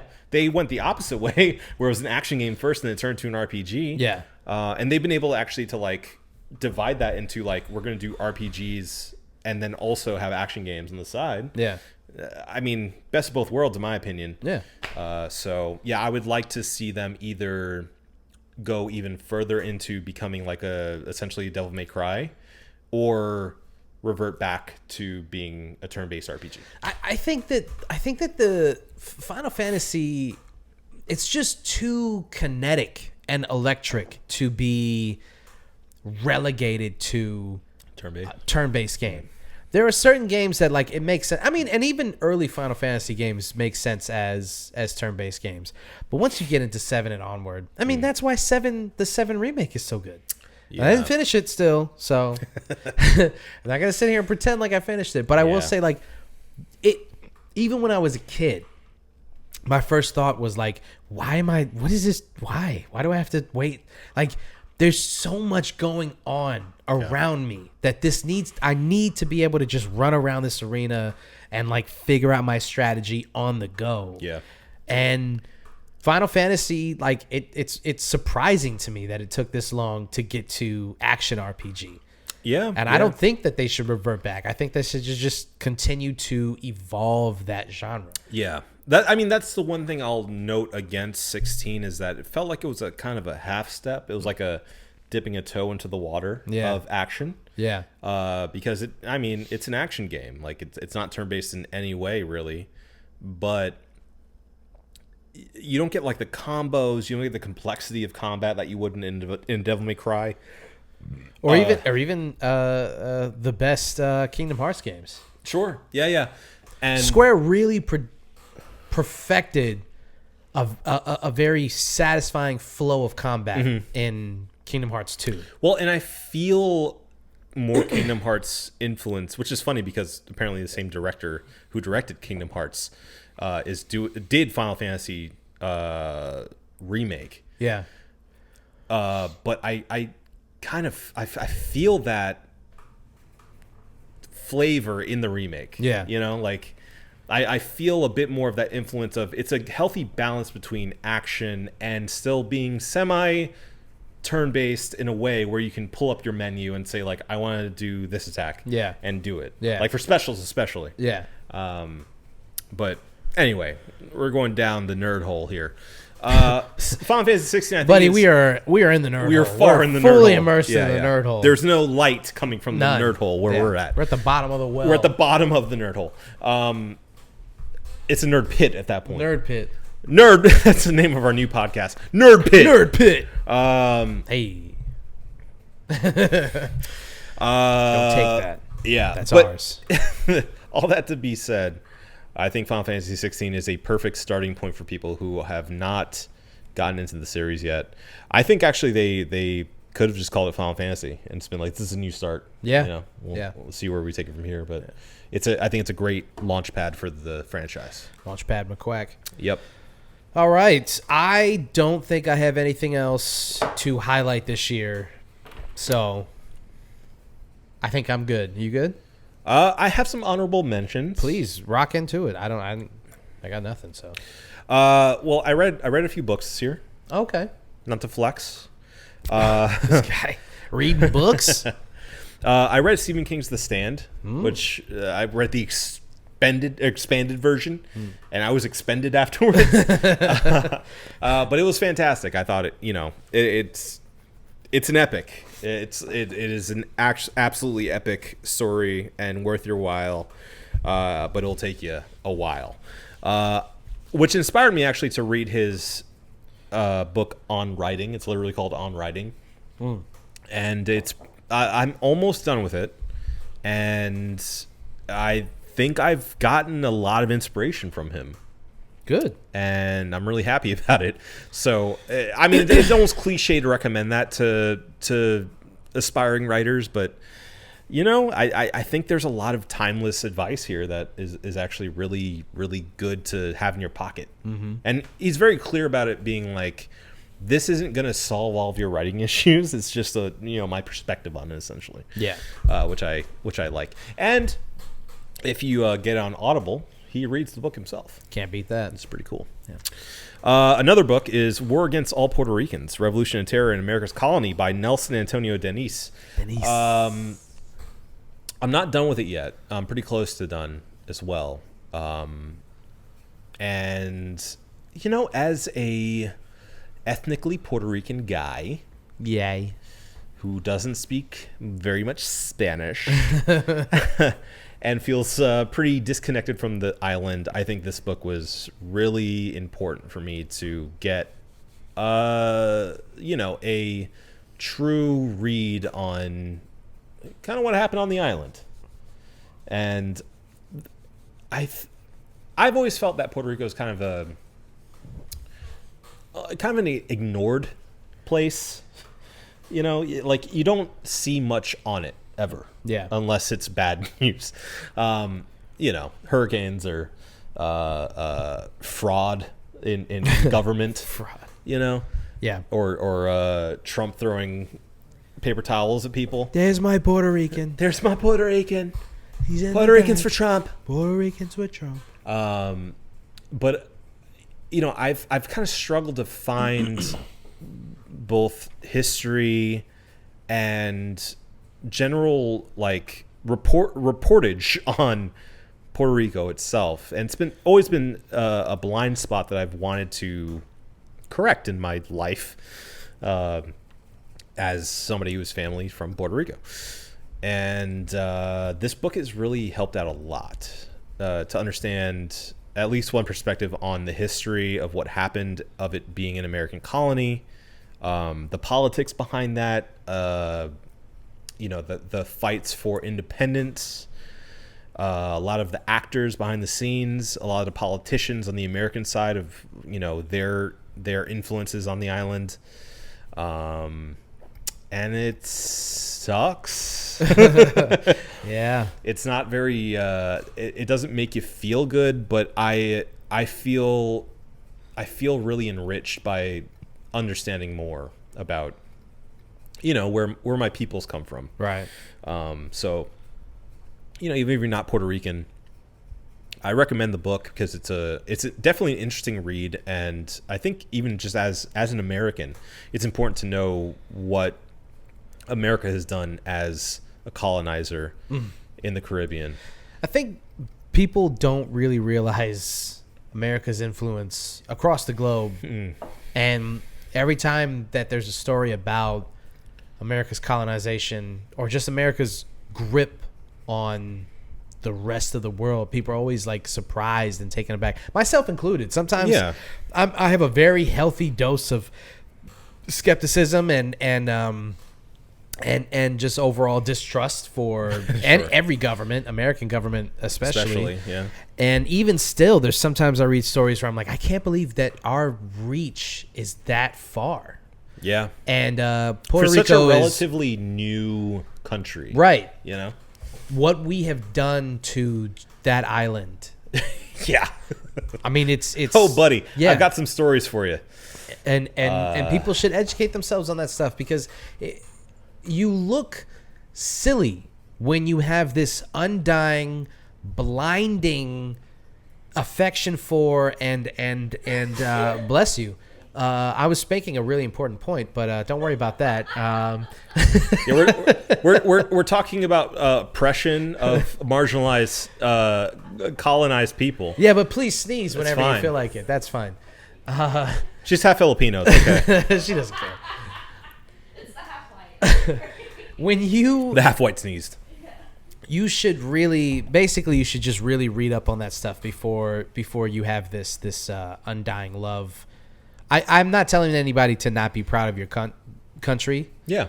But definitely you need to have context before you walk around with this undying, bleeding heart for old glory. Well, for anything, I think it's true of anything you love, you need to have a fully balanced perspective on it.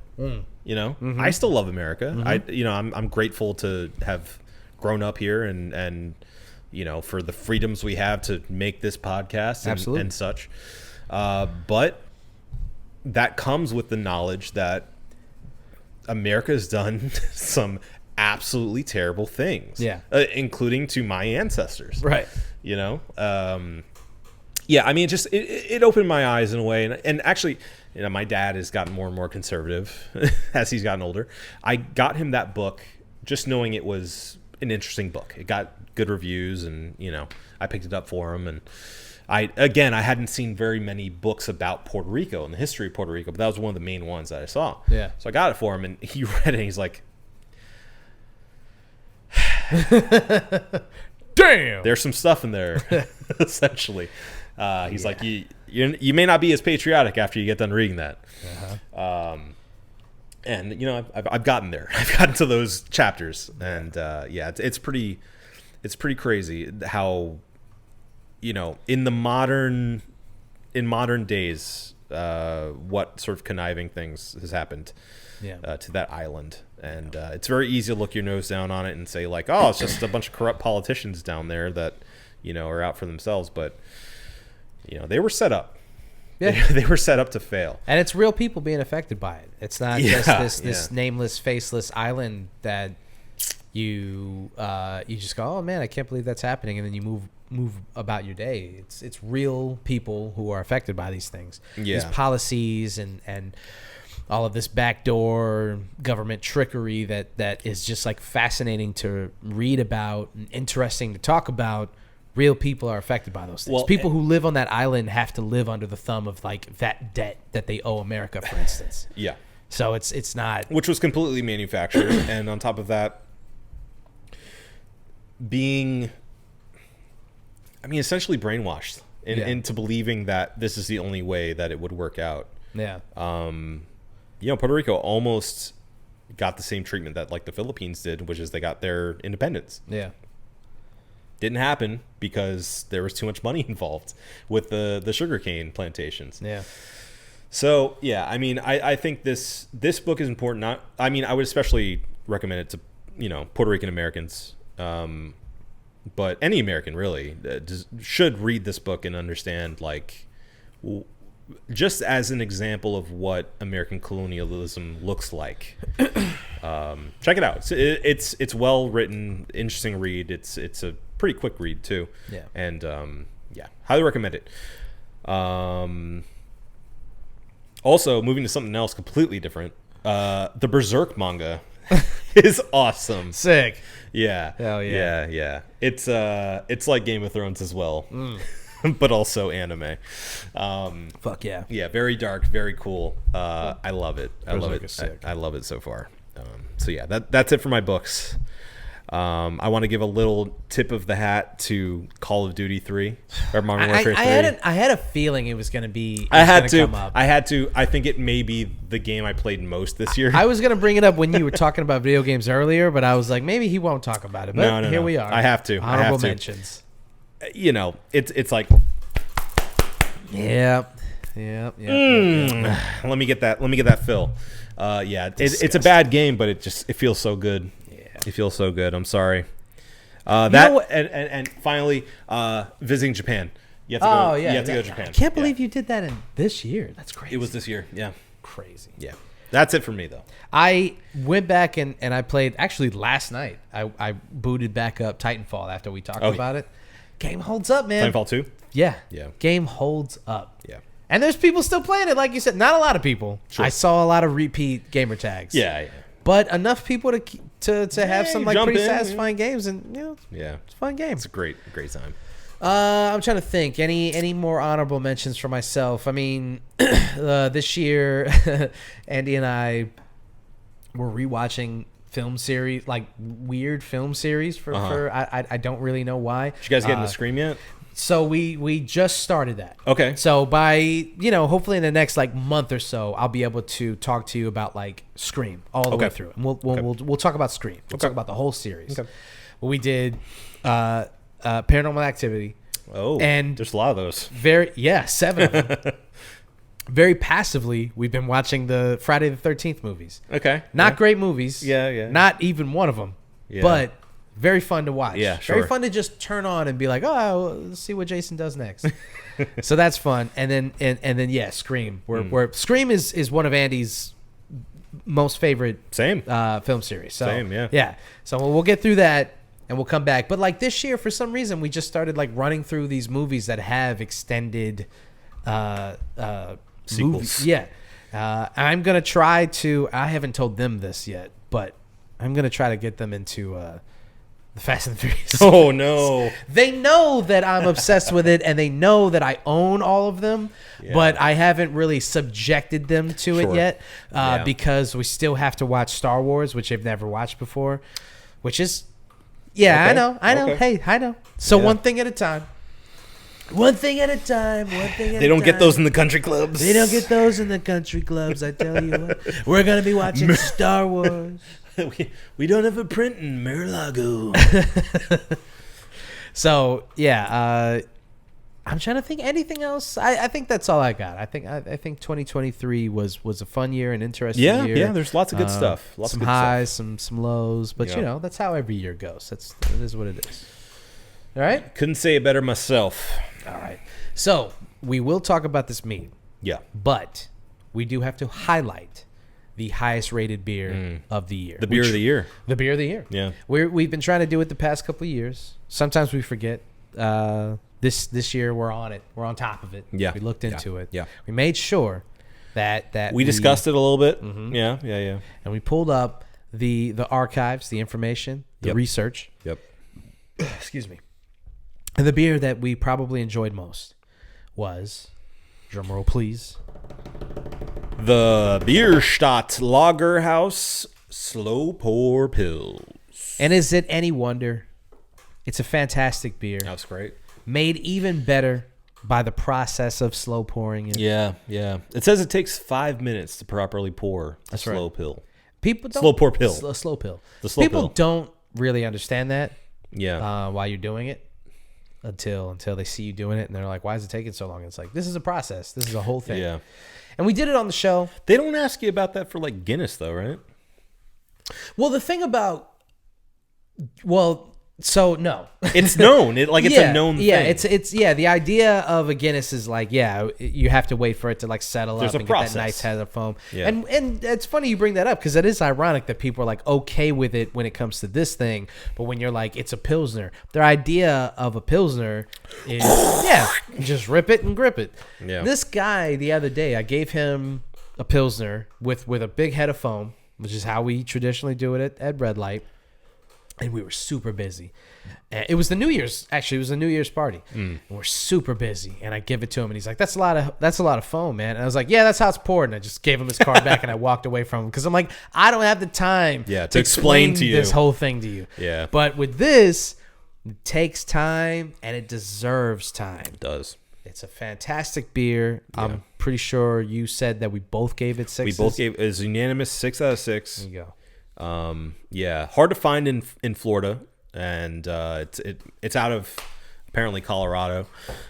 So you can find it out there if you're ever let's see, Blake Street, Denver, Colorado. There you go. If you're ever out there in Denver, check out Bierstadt because apparently they're well known for their slow pour pills. I bet they have it down to a science. Oh, they absolutely do. I'm like this has to be their like main beer. Yeah. We were lucky enough to have it because a la carte in Central Florida featured them. Yeah. Just on a random week and had them over, which is what I appreciate about a la carte. Actually, they do a really good job of like national beer features. Their tap takeover thing is very cool. They pick some really It's good. so cool. Yeah. Which is how we're able to have these other half. Other half beers. is great. Other half is that New York? New York, yeah. Yeah. Yep. Yeah. Had my first other half in New York City. There you go. So happy to see them out here. And shout out to Bierstadt. I would love to visit you in person. Yeah. See what you're all about. Yeah. I think we decided on this episode being a cheers, right? This is a full Yeah. cheers I have of the no week. other additional cheers of the week. Okay. Other than to say Happy New Year. Yeah. Okay, kids. We went through everything that we liked about 2023. We're moving onwards and upwards into 2024. But before we can leave the year behind, there's one last thing that we have to do. And we have to talk about this mead that we had on the show. And it's from Sideward, and it's just their mead. It's just mead. Just mead. Just mead, baby. It should be called just mead. It's Yeah. just mead. Yeah. It's just mead. Obi, what'd you think? I mean, it's mead. It's mead. Yeah, it's just mead. It's just mead. I thought it was pretty good. It didn't like wow me. It just tasted like honey, which is fine. I don't think we're particularly well-versed mead drinkers. That's though. the thing. That's why I'm a little apprehensive to give this one a full review. But given just where we are today in 2024, it didn't do anything special for me. It's kind of exactly what I was expecting. But it was, it tasted good. I'm gonna give it 4.5. Let's say this. Let's say that this review is a review with an asterisk. Yeah. So that we can get more well-versed in meads. Sure, this we have year. Zinarium now. We can go and check out. So hopefully we'll hit a couple of those. We'll grab some more meads because we did have this rule against doing meads on the show. Sure. And although there's a million other beers that we can do, I think we can kind of expand a little bit. I think so. Start messing with some ciders and some meads. Well, and like things we like said, that. mead is brewed. Mead is so brewed. it should Mead be is considered. Yeah. So with that in mind, I also have to give it a 4.5 because I kind of didn't really know what else to do with it either. Yeah. It's not bad. I No, it's good. definitely would drink it again. It's Sure. a very enjoyable experience. Sure. But to give it a perfect score, I would need to know what is the best mead? What's the top? What's the quality? Right. What does it mean to make a mead that is 6 out of 6 Right. bottle cap? What's like a 3 out of 6? Yeah, what's a taste bad like? mead? What's a bad mead? What's a good mead? Sure. What's a decent mead? And what is the top of the line? Well, what makes good mead? You know? I don't know. We need to do this research. We need to verse ourselves on this. Try to figure out what it means to make a good mead, and then maybe we'll come back to the Sideward. Because here's the thing: Sideward is a well-run machine. Yeah. Right. Everything that we've had from them has been good to great. Sure. I can't think of a beer that has been bad. Mm-hmm. There have been some decent ones, some stuff that's okay, but for the most part, Yeah. good to great. They're solid. They're very solid. So I would be hesitant to say that this wasn't a good mead, No. but I don't know if it's a great mead because I don't know what it means to make a great mead, Right. right? Agreed. So a unanimous 4.5 for the Sideward mead. You think we got it? Yeah. No, we got it. Well, if Obi says that we got it, then we got it for 2023. This has been the One Beerin' Podcast from myself, Marco Duper, for Adam Obesius Rodriguez. Yeah, buddy. Thank you guys for listening. Drink delicious beer and have yourself a beautiful evening. We love you.